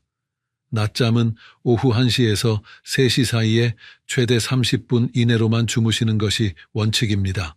오후 4시 이후의 낮잠은 절대 피하셔야 합니다. 늦은 오후나 저녁 시간의 낮잠은 밤잠에 치명적인 영향을 주기 때문입니다. 아무리 졸리셔도 참으시고 대신 가벼운 산책이나 스트레칭을 하셔서 몸을 깨워주시기 바랍니다. 낮잠을 주무실 때도 주의사항이 있습니다. 침실이 아닌 거실 소파나 안락의자에서 주무시는 것이 좋습니다. 완전히 누워서 깊이 주무시면 밤잠에 방해가 되기 때문입니다. 또한 낮잠 전에 커피를 한 잔 드시는 것도 좋은 방법입니다. 카페인이 효과를 나타내는데 30분 정도 걸리므로 낮잠에서 깰 때쯤 각성 효과가 나타나서 개운하게 일어날 수 있습니다. 낮잠 후에는 반드시 가벼운 활동을 하셔야 합니다. 바로 다시 앉아서 쉬시면 계속 졸린 상태가 지속됩니다. 짧은 산책이나 집안일, 간단한 운동을 하셔서 몸과 마음을 완전히 깨워주시기 바랍니다. 세 번째 해결책은 수면 환경을 최적화하는 것입니다. 좋은 잠자리 환경을 만드는 것은 수면의 질을 높이는 데 매우 중요합니다. 먼저 침실 온도는 18도에서 20도 사이로 유지하시는 것이 이상적입니다. 너무 덥거나 추우면 깊은 잠을 잘 수 없습니다. 습도도 중요합니다. 50에서 60% 정도가 적당합니다. 너무 건조하면 목이 마르고 코가 막혀서 잠을 설치게 됩니다. 반대로 너무 습하면 끈적거려서 불쾌감을 느낄 수 있습니다. 겨울철에는 가습기를 사용하시고 여름철에는 제습 기능을 활용하시기 바랍니다. 침실은 가능한 한 어둡게 만드셔야 합니다. 작은 전자기기의 불빛도 수면에 방해가 되므로 완전히 차단하시는 것이 좋습니다. 디지털 시계의 불빛, 에어컨 표시 등 충전기 불빛 등 모든 빛을 차단하세요. 만약 완전한 암시를 만들기 어려우시면 수면 안대를 착용하시는 것도 좋은 방법입니다. 소음 관리도 매우 중요합니다. 조용한 환경이 가장 좋지만 완전한 정적이 오히려 불편하실 수도 있습니다.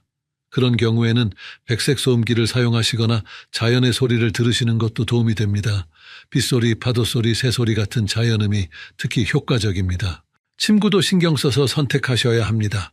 매트리스는 너무 딱딱하거나 너무 푹신하지 않은 적당한 경도가 좋습니다. 베개는 목의 자연스러운 곡선을 유지할 수 있는 높이로 선택하시고 이불은 계절에 맞는 적절한 두께로 준비하시기 바랍니다. 계절에 따른 특별한 주의사항들도 있습니다. 여름철에는 에어컨 사용으로 인한 과도한 냉방에 주의하셔야 합니다. 에어컨 바람이 직접 몸에 닿지 않도록 하시고 적절한 덮개를 덮고 주무시기 바랍니다.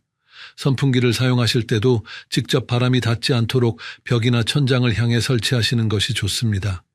겨울철에는 건조함이 가장 큰 문제입니다. 난방으로 인해 실내가 매우 건조해지므로 가습기를 사용하시거나 젖은 수건을 걸어두시는 것이 좋습니다. 하지만 너무 습하게 하시면 곰팡이가 생길 수 있으므로 적정 습도를 유지하시기 바랍니다. 봄과 가을에는 일교차가 크므로 이에 대비한 준비가 필요합니다. 저녁에 잠들 때와 새벽에 깰 때의 온도 차이가 클 수 있으므로 조절 가능한 침구를 준비해 두시는 것이 좋습니다. 특히 새벽 시간대에 기온이 많이 떨어지므로 얇은 담요를 하나 더 준비해 두시면 좋습니다. 이제 어르신들이 자주 궁금해하시는 질문들에 답해 드리겠습니다. 첫 번째 질문은 수면제 복용에 관한 것입니다.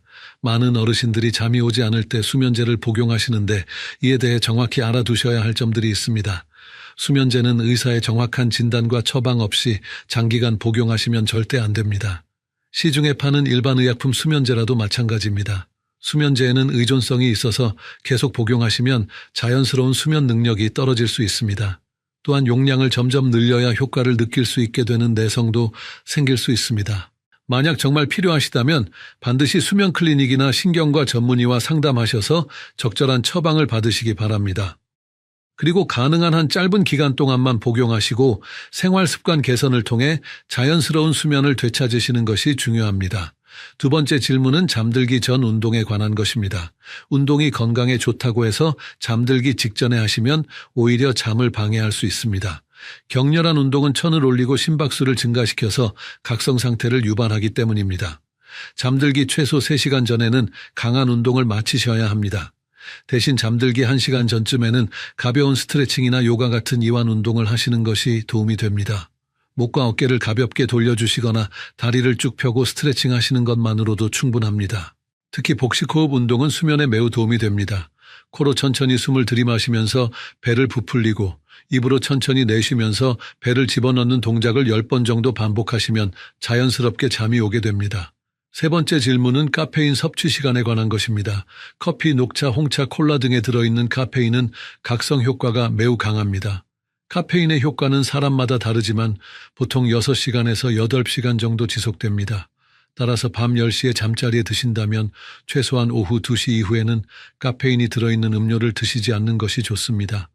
특히 어르신들은 젊은 사람들보다 카페인 대사가 느려서 효과가 더 오래 지속될 수 있으므로 더욱 주의하셔야 합니다.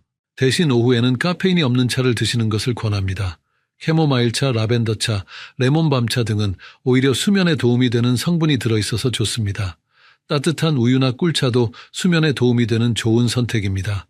네 번째 질문은 잠들기 전 독서에 관한 것입니다.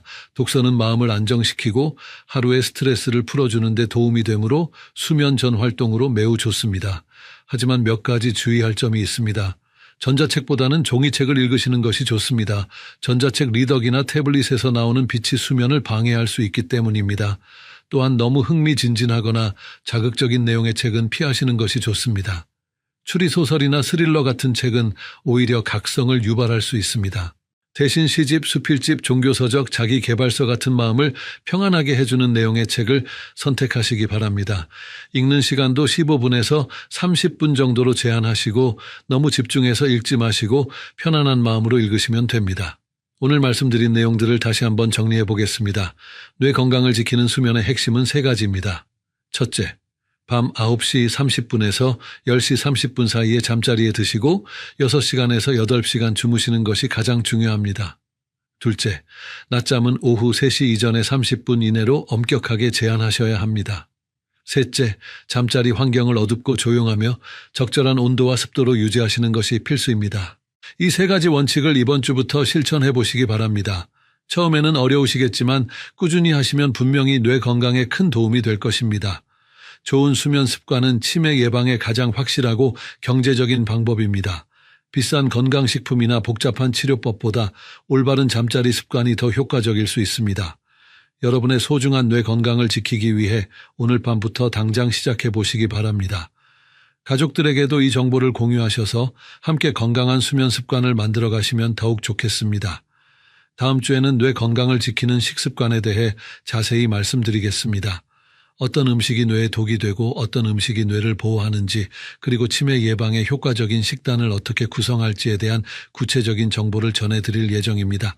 지금 구독 버튼과 좋아요 버튼을 눌러주시면 더 유용한 건강 정보를 계속 받아보실 수 있습니다. 마지막으로 다시 한번 강조해서 말씀드리지만 오늘 제가 전해드린 모든 내용은 일반적인 건강 정보 제공 목적이며 의학적 조언은 아닙니다. 개인의 건강 상태와 상황에 따라 적절한 방법이 다를 수 있으니 구체적인 치료나 관리에 대해서는 반드시 전문 의료진과 상담하시기 바랍니다. 안녕하세요, 여러분. 오늘은 많은 어르신들이 고민하시는 입냄새와 혀 백태에 대해 아주 중요한 이야기를 나누려고 합니다. 혹시 아침에 일어나서 입에서 나는 냄새 때문에 가족들 앞에서 말하기 꺼려지신 적이 있으신가요? 손자, 손녀들이 할머니, 할아버지와 가까이 있기를 피하는 것 같아 마음이 아프셨던 적은 없으신가요? 사실 이런 고민을 하시는 분들이 정말 많습니다. 대한구강보건협회의 2024년 조사에 따르면 60세 이상 어르신 10명 중 7명이 입냄새로 고민하고 있다고 합니다. 그런데 더 놀라운 사실은 이 중에서 제대로 된 치료를 받는 분들은 차에 30%도 되지 않는다는 것입니다. 왜 이렇게 많은 분들이 입냄새와 백태로 고통받으면서도 해결하지 못하고 계실까요?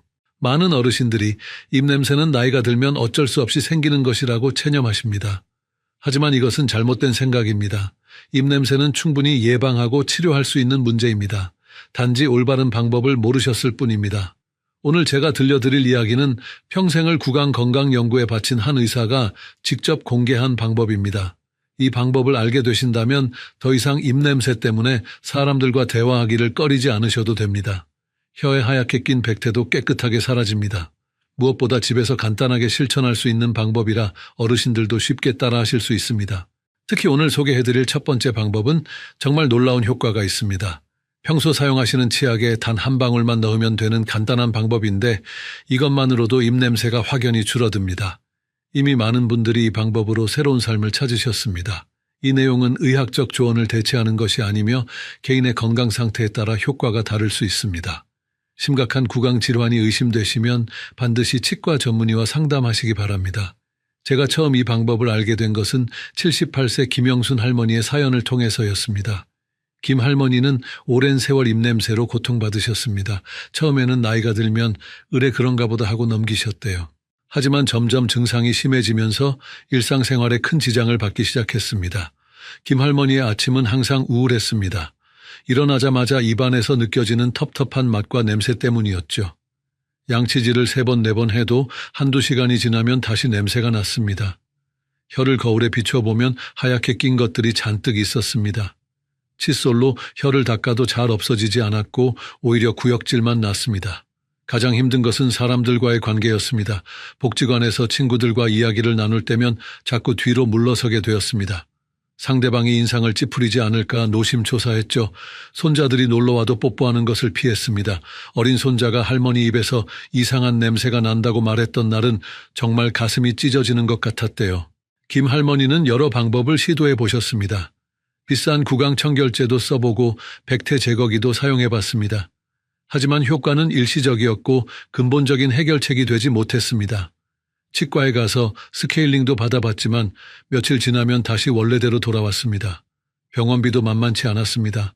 한 번 치과에 갈 때마다 10만 원 이상이 들었고 특별한 치료를 받으려면 더 많은 비용이 필요했습니다. 연금으로 생활하시는 김 할머니에게는 큰 부담이었죠. 그래서 점점 치과 가는 것도 미루게 되었습니다. 그러던 어느 날 김 할머니는 복지관에서 만난 친구로부터 놀라운 이야기를 들었습니다. 그 친구도 입냄새로 고생했는데 어떤 의사 선생님이 알려준 방법으로 완전히 해결했다는 것이었습니다. 처음에는 반신반의했지만 워낙 간단한 방법이라 한번 시도해보기로 했습니다. 그 친구가 알려준 방법은 정말 간단했습니다. 집에서 쉽게 구할 수 있는 것들을 활용하는 방법이었죠. 비용도 거의 들지 않았습니다. 김 할머니는 그날부터 바로 실천에 옮겼습니다. 놀랍게도 일주일 만에 변화가 나타나기 시작했습니다. 아침에 일어났을 때 입안이 예전처럼 텁텁하지 않았습니다. 혀의 백태도 조금씩 줄어들기 시작했죠. 2주일이 지나자 더 확실한 변화가 나타났습니다. 양치질 후에 상쾌한 느낌이 오래 지속되었고 입안이 건조한 느낌도 많이 줄었습니다. 한 달이 지나자 김 할머니는 완전히 다른 사람이 되었습니다. 이제는 사람들과 가까이에서 대화하는 것이 두렵지 않았습니다. 복지관 친구들도 김 할머니가 밝아졌다고 말했습니다. 무엇보다 기뻤던 것은 손자들이 다시 할머니와 친하게 지내기 시작했다는 것입니다. 김 할머니의 성공 사례가 알려지자 복지관의 다른 어르신들도 이 방법을 따라하기 시작했습니다. 놀랍게도 대부분의 분들이 비슷한 효과를 경험했습니다. 82세의 이순자 할머니는 30년 넘게 고민하던 입냄새가 해결되었다고 기뻐하셨습니다. 75세의 박기태 할아버지는 아내와의 관계가 더 좋아졌다고 하셨습니다. 이 방법이 얼마나 효과적인지는 숫자가 증명합니다. 복지관에서 이 방법을 실천한 43명의 어르신 중 38명이 한 달 이내에 입냄새가 현저히 줄었다고 답하셨습니다. 이는 88%에 해당하는 놀라운 수치입니다. 도대체 어떤 방법이었을까요? 잠시 후에 자세히 알려드리겠습니다. 그 전에 먼저 제대로 관리하지 못해 큰 고통을 겪은 분의 이야기도 들려드려야 할 것 같습니다. 73세 박정호 할아버지의 이야기입니다. 박 할아버지도 오래전부터 입냄새가 있었습니다. 하지만 대수롭지 않게 여기고 방치했습니다. 나이 들면 다 그런 거라고 생각했죠. 주변에서도 비슷한 고민을 하는 사람들이 많아서 특별히 신경 쓰지 않았습니다. 처음에는 가족들이 조심스럽게 이야기했습니다. 아버지 요즘 입냄새가 좀 나는 것 같다고요. 하지만 박 할아버지는 기분이 상해서 화를 내셨습니다. 내가 뭐 어쨌다고 그러냐면서요. 가족들은 더 이상 말을 꺼내지 못했습니다. 사실 박 할아버지도 자신의 입냄새를 알고 있었습니다. 하지만 인정하기 싫었던 것이죠.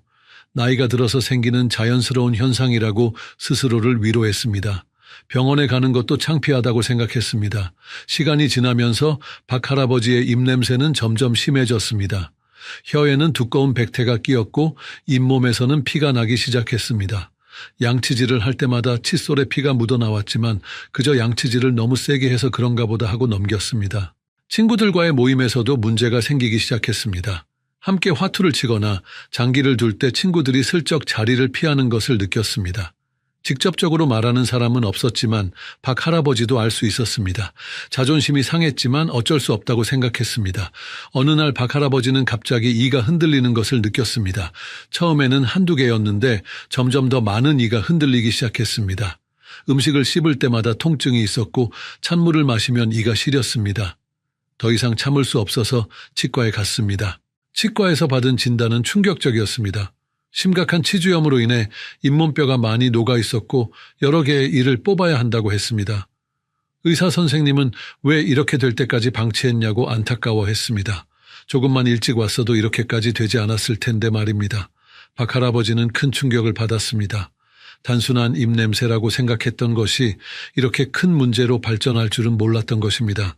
결국 6개의 이를 뽑아야 했고 비싼 임플란트를 해야 했습니다. 치료비만 800만 원이 넘게 들었습니다. 치료 과정도 힘들었습니다. 이를 뽑고 나서는 제대로 음식을 씹을 수 없어서 죽만 먹어야 했습니다. 임플란트 수술 후에도 몇 개월 동안 조심해야 했습니다.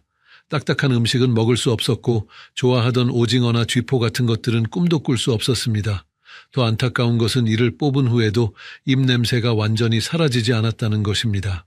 의사 선생님은 너무 오래 방치해서 구강 내 세균들이 깊숙이 자리 잡았다고 설명했습니다.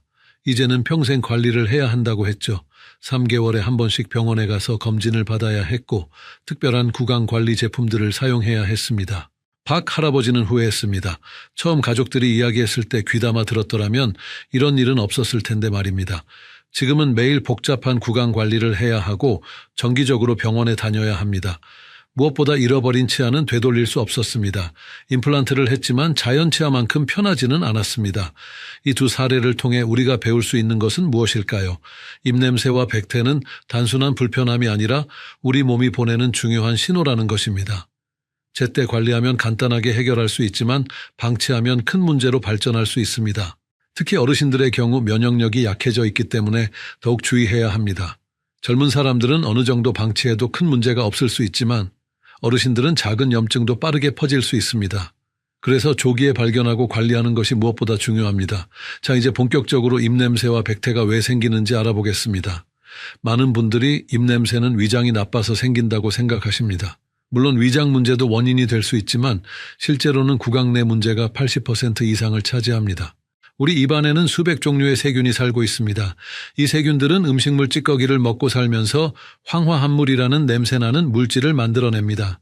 특히 혀의 뒤쪽 부분은 세균이 살기 좋은 환경입니다. 혀의 표면이 울퉁불퉁해서 음식물과 죽은 세포들이 쉽게 끼기 때문입니다. 정상적인 상태에서는 침이 이런 세균들을 씻어내는 역할을 합니다. 침에는 항균 성분이 들어있어서 나쁜 세균의 증식을 억제합니다. 하지만 나이가 들면 침의 분비량이 줄어들고 항균 성분도 감소합니다. 그래서 세균이 더 쉽게 번식하게 되는 것입니다. 나이가 들수록 입냄새가 심해지는 이유가 여러 가지 있습니다. 첫째로 침의 분비량이 줄어듭니다. 젊을 때보다 40에서 50%까지 감소할 수 있습니다. 침은 입안을 깨끗하게 씻어주는 역할을 하는데 나이가 들면 침샘의 기능이 떨어집니다. 둘째로 약물 복용이 늘어납니다. 혈압약이나 당뇨약 같은 약들이 구강 건조를 일으킬 수 있습니다. 우울증 약이나 알레르기 약도 마찬가지입니다. 여러 가지 약을 동시에 복용하면 구강 건조가 더 심해질 수 있습니다. 셋째로 치아와 잇몸 상태가 나빠집니다. 충치나 잇몸병이 있으면 그곳에 세균이 더 많이 번식합니다. 특히 잇몸병은 나이가 들수록 흔해지는데 잇몸에서 나는 고름 냄새가 입냄새의 주요 원인이 됩니다. 넷째로 면역력이 떨어집니다. 면역력이 약해지면 구강 내 나쁜 세균들이 더 활발하게 활동합니다. 또한 구강 점막의 재생 속도도 느려져서 상처가 잘 낫지 않고 염증이 생기기 쉽습니다. 다섯째로 의치 사용이 늘어납니다. 의치를 제대로 관리하지 않으면 그곳에 세균이 번식하여 입냄새의 원인이 됩니다. 의치와 잇몸 사이에 음식물이 끼기도 쉽고 의치 자체에도 세균이 달라붙을 수 있습니다. 백태는 혀 표면에 하얗게 낀 것을 말합니다. 죽은 세포와 음식물 찌꺼기 그리고 세균들이 뭉쳐서 만들어집니다. 정상적인 혀는 분홍빛을 띠고 있어야 합니다. 하지만 백태가 끼면 혀가 하얗거나 누렇게 변합니다. 심한 경우에는 갈색이나 검은색을 띠기도 합니다. 백태가 생기는 가장 큰 원인은 구강 위생 불량입니다. 양치질을 제대로 하지 않거나 혀를 닦지 않으면 백태가 쌓입니다. 또한 구강 건조도 백태의 원인이 됩니다. 입이 마르면 세균이 더 잘 번식하고 죽은 세포들이 잘 씻겨 나가지 않습니다. 서울대학교 치의학대학원의 2023년 연구에 따르면 백태가 있는 사람은 그렇지 않은 사람보다 입냄새가 날 확률이 6배나 높다고 합니다. 백태 자체가 세균 덩어리이기 때문입니다. 또한 백태가 두꺼울수록 입냄새도 더 심해집니다. 백태의 색깔도 중요합니다. 하얀색 백태는 비교적 가벼운 상태를 나타냅니다. 노란색이나 갈색 백태는 더 심한 세균 감염을 의미할 수 있습니다. 검은색 백태는 특정 약물 복용이나 심각한 구강 질환의 신호일 수 있으므로 반드시 의사와 상담해야 합니다. 특히 당뇨병이나 고혈압 같은 만성 질환이 있는 어르신들은 더 주의해야 합니다. 이런 질환들이 구강 건강에도 영향을 미치기 때문입니다. 당뇨병이 있으면 구강이 더 건조해지고 상처도 잘 낫지 않습니다. 혈당이 높으면 침에도 당분이 많아져서 세균이 더 잘 자랍니다. 고혈압약 중에는 입을 마르게 하는 부작용이 있는 것들도 있습니다. 이뇨제 계열의 약들이 특히 그렇습니다. 또한 일부 혈압약은 잇몸을 붓게 만들기도 합니다. 부은 잇몸에는 세균이 더 쉽게 번식할 수 있습니다. 자, 이제 여러분이 기다리시던 해결책을 알려드리겠습니다. 의사가 공개한 3가지 비법은 정말 간단하면서도 효과적입니다. 이 방법들은 수많은 연구와 임상 경험을 통해 검증된 것들입니다. 첫 번째 비법은 바로 치약에 한 가지를 더하는 것입니다. 그것은 바로 티트리 오일입니다. 티트리 오일은 호주에서 자라는 티트리라는 나무에서 추출한 천연 오일입니다. 호주 원주민들은 수천 년 전부터 이 오일을 약으로 사용해 왔습니다. 티트리 오일은 강력한 항균 작용을 가지고 있습니다. 특히 구강 내 나쁜 세균을 없애는데 탁월한 효과가 있습니다. 또한 한겸 작용도 있어서 잇몸 염증을 줄이는 데도 도움이 됩니다. 무엇보다 천연 성분이라 부작용이 거의 없습니다. 사용법은 정말 간단합니다. 평소 사용하시는 치약을 칫솔에 짜신 후에 티트리 오일을 한 방울만 떨어뜨리면 됩니다. 정말 한 방울이면 충분합니다. 너무 많이 넣으면 자극이 강할 수 있으니 주의하세요. 그리고 평소처럼 양치질을 하시면 됩니다. 처음에는 티트리 오일 특유의 향이 낯설 수 있습니다. 약간 시원하면서도 독특한 향이 납니다. 하지만 며칠 사용하다 보면 금세 익숙해집니다. 오히려 이 향 때문에 입안이 더 상쾌하게 느껴진다는 분들도 많습니다. 중요한 것은 꾸준히 사용하는 것입니다. 하루 이틀 사용하고 그만두면 효과를 볼 수 없습니다. 적어도 일주일 이상은 계속 사용해야 변화를 느낄 수 있습니다. 대부분의 사람들은 2주일 정도 사용하면 확실한 효과를 경험합니다. 티트리 오일을 구입할 때는 반드시 순도 100% 제품을 선택하세요.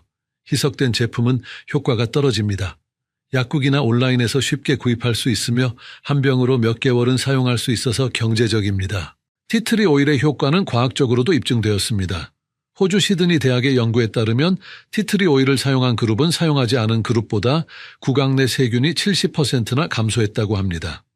특히 입냄새를 일으키는 혐기성 세균에 효과적이었습니다. 또한 일본 도쿄 치과대학의 연구에서는 티트리 오일이 잇몸 염증을 50% 이상 감소시켰다고 보고했습니다. 잇몸에서 나는 피의 양도 현저히 줄어들었습니다. 이는 티트리 오일의 항염 작용 때문입니다. 두 번째 비법은 혀 닦기입니다. 많은 분들이 양치질은 열심히 하지만 혀는 제대로 닦지 않습니다. 하지만 입냄새의 주요 원인이 혀에 있다는 것을 기억하세요. 혀를 제대로 닦는 것만으로도 입냄새를 크게 줄일 수 있습니다. 혀를 닦을 때는 전용 도구를 사용하는 것이 좋습니다. 혀 클리너나 혀 스크레이퍼라고 불리는 도구들이 있습니다. 이런 도구들은 혀의 백태를 효과적으로 제거할 수 있도록 설계되어 있습니다. 약국이나 마트에서 쉽게 구입할 수 있습니다. 혀 클리너가 없다면 숟가락을 사용해도 됩니다. 깨끗한 숟가락의 둥근 부분을 사용하면 됩니다. 스테인리스 숟가락이 플라스틱 숟가락보다 더 효과적입니다. 사용 전에 반드시 깨끗이 씻어서 사용하세요. 혀를 닦는 올바른 방법을 자세히 알려드리겠습니다. 먼저 거울 앞에 서서 혀를 최대한 내밀어 보세요. 혀의 뒤쪽에 백태가 많이 끼어 있는 것을 보실 수 있을 겁니다. 바로 그 부분을 중점적으로 닦아야 합니다. 혀 클리너나 숟가락을 혀의 가장 뒤쪽에 놓습니다. 너무 깊숙이 넣으면 구역질이 날 수 있으니 편한 위치에서 시작하세요.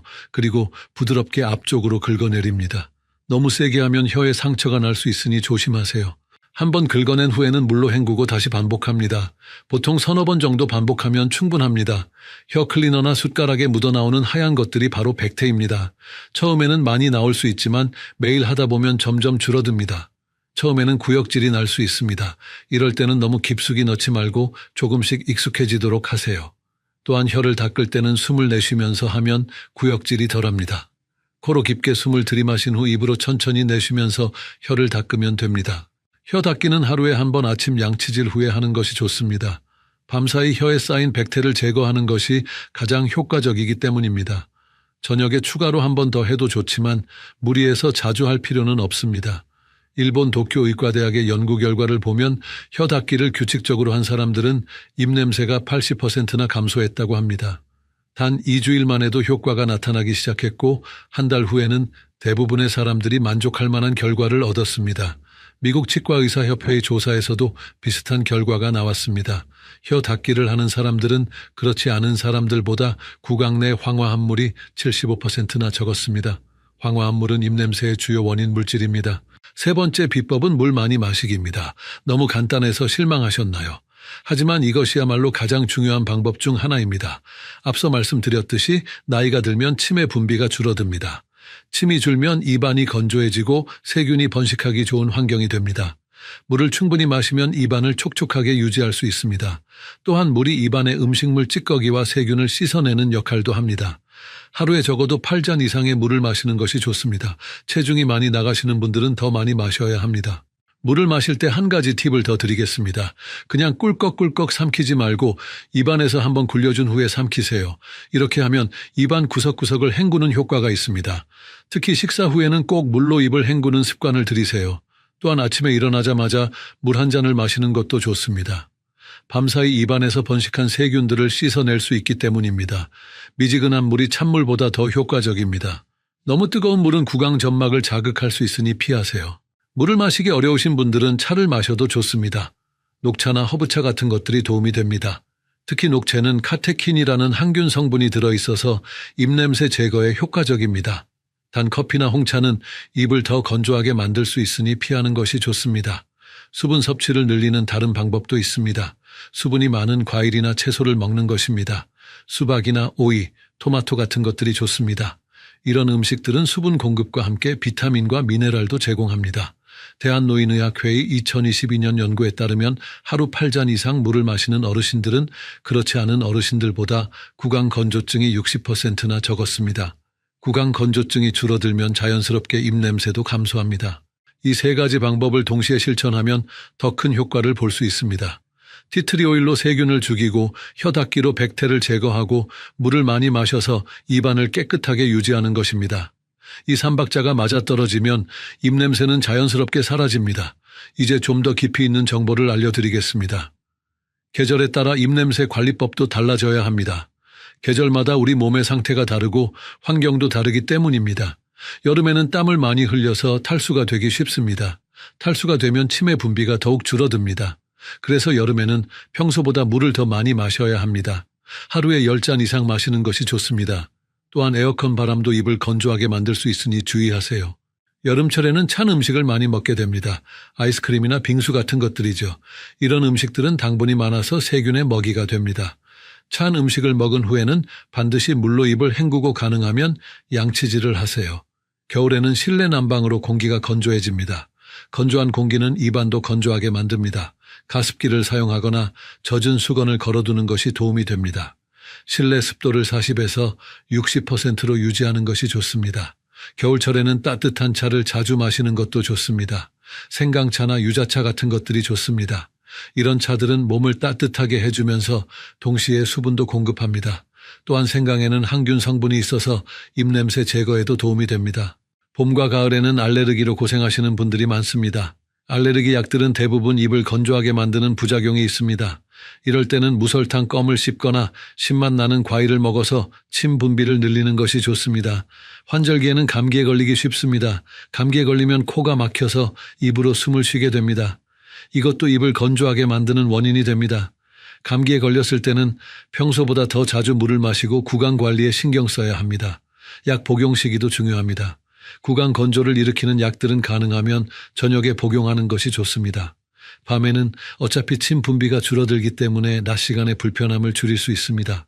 물론 의사 선생님과 상의 후에 복용 시간을 조정해야 합니다. 여러 가지 약을 복용하시는 분들은 약의 상호작용에도 주의해야 합니다. 어떤 약들은 함께 복용하면 구강 건조가 더 심해질 수 있습니다. 새로운 약을 처방받을 때는 의사 선생님께 현재 복용 중인 약들을 모두 말씀드리세요. 특정 질환이 있는 분들은 더 주의해야 합니다. 당뇨병이 있으신 분들은 혈당 관리를 잘 해야 합니다. 혈당이 높으면 구강 내 세균이 더 잘 자랍니다.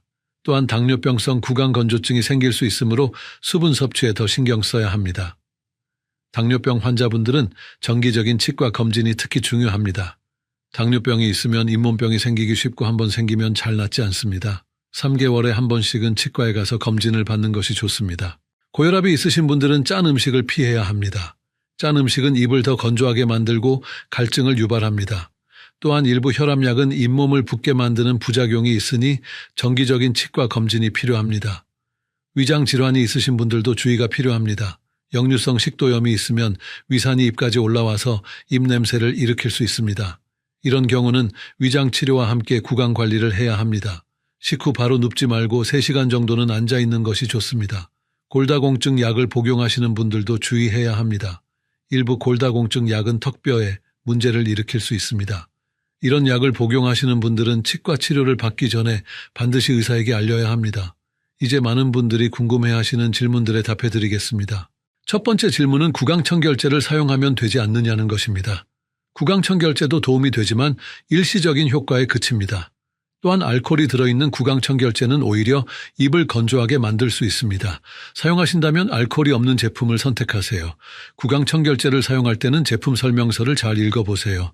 대부분 30초에서 1분 정도 입안에 머금고 있어야 효과가 있습니다. 너무 짧게 하면 효과가 없고 너무 길게 하면 구강 점막이 자극받을 수 있습니다. 두 번째 질문은 껌을 씹으면 입냄새가 없어지느냐는 것입니다. 무설탕 껌은 침 분비를 늘려서 도움이 됩니다. 특히 자일리톨이 들어있는 껌은 충치 예방 효과도 있습니다. 하지만 근본적인 해결책은 아닙니다. 설탕이 들어있는 껌은 절대 피해야 합니다. 설탕은 세균의 먹이가 되어 오히려 입냄새를 악화시킬 수 있습니다. 또한 틀니를 사용하시는 분들은 껌이 틀니에 달라붙을 수 있으니 주의하세요. 세 번째 질문은 어떤 음식을 먹으면 좋으냐는 것입니다. 섬유질이 많은 채소와 과일이 좋습니다. 씹는 과정에서 침 분비가 늘어나고 치아 표면을 깨끗하게 해줍니다. 특히 사과나 당근 같은 단단한 과일과 채소가 효과적입니다. 양파나 마늘 같은 향이 강한 음식은 피하는 것이 좋습니다. 이런 음식들은 일시적으로 입냄새를 악화시킬 수 있습니다. 먹어야 한다면 식후에 충분히 양치질을 하고 물을 많이 마시세요. 네 번째 질문은 커피나 술을 마셔도 되느냐는 것입니다. 커피와 술은 입을 건조하게 만들고 특유의 냄새를 남깁니다. 완전히 끊기 어렵다면 마신 후에는 꼭 물로 입을 헹구고 양치질을 하세요. 특히 술은 탈수를 일으켜서 입을 더욱 건조하게 만듭니다. 술을 마실 때는 물도 함께 마시는 것이 좋습니다. 술 한 잔에 물 한 잔의 비율로 마시면 탈수를 예방할 수 있습니다. 여기서 잠깐 영상이 도움이 되고 계신가요? 더 많은 어르신들이 건강한 구강을 유지할 수 있도록 구독과 좋아요 부탁드립니다. 여러분의 작은 관심이 더 좋은 콘텐츠를 만드는 원동력이 됩니다. 자, 이제 오늘 배운 내용을 정리해 보겠습니다. 입냄새와 백태를 없애는 3가지 비법을 기억하세요. 첫째, 치약에 티트리 오일 한 방울을 넣어 양치하기. 둘째, 혀 클리너나 숟가락으로 혀 닦기. 셋째, 하루 8잔 이상 물 마시기입니다. 이 3가지 방법을 7일 동안만 실천해 보세요. 대부분의 분들이 일주일 안에 변화를 느끼실 수 있을 것입니다. 물론 개인차가 있을 수 있지만 꾸준히 하시면 반드시 효과를 보실 수 있습니다. 가장 중요한 것은 꾸준함입니다. 하루 이틀 하다가 그만두면 아무런 효과를 볼 수 없습니다. 새로운 습관을 만들려면 적어도 3주는 걸린다고 합니다. 처음에는 귀찮고 힘들 수 있지만 습관이 되면 자연스럽게 할 수 있습니다. 여러분의 건강한 구강을 위해 오늘부터 바로 시작하세요. 더 이상 입냄새 때문에 소중한 사람들과의 대화를 피하지 마세요. 자신감 있게 웃고 말할 수 있는 행복한 노년을 만들어 가시기 바랍니다. 입냄새가 사라지면 삶의 질이 확연히 달라집니다. 사람들과 가까이에서 대화할 수 있고 손자 손녀들과 뽀뽀도 할 수 있습니다. 무엇보다 자신감이 생겨서 더 활발한 사회생활을 할 수 있습니다. 오늘 영상이 도움이 되셨다면 구독과 좋아요 부탁드립니다. 더 많은 어르신들이 이 정보를 알 수 있도록 공유도 해주세요. 댓글로 여러분의 경험도 나눠주시면 다른 분들께 큰 도움이 될 것입니다. 다음 주에는 무릎 통증을 집에서 간단하게 해결하는 방법에 대해 알려드리겠습니다. 계단 오르내리기가 힘드신 분들에게 꼭 필요한 정보가 될 것입니다. 의사가 추천하는 간단한 운동법과 생활습관 개선법을 소개해드릴 예정입니다. 기대해주세요. 구독 버튼을 눌러주시면 새로운 영상을 가장 먼저 보실 수 있습니다. 알림 설정도 해주시면 영상이 올라올 때마다 알려드립니다. 다시 한번 강조드리지만 이 내용은 의학적 조언을 대체하는 것이 아닙니다. 증상이 심하거나 개선되지 않으면 반드시 전문의와 상담하시기 바랍니다. 건강한 하루 보내세요.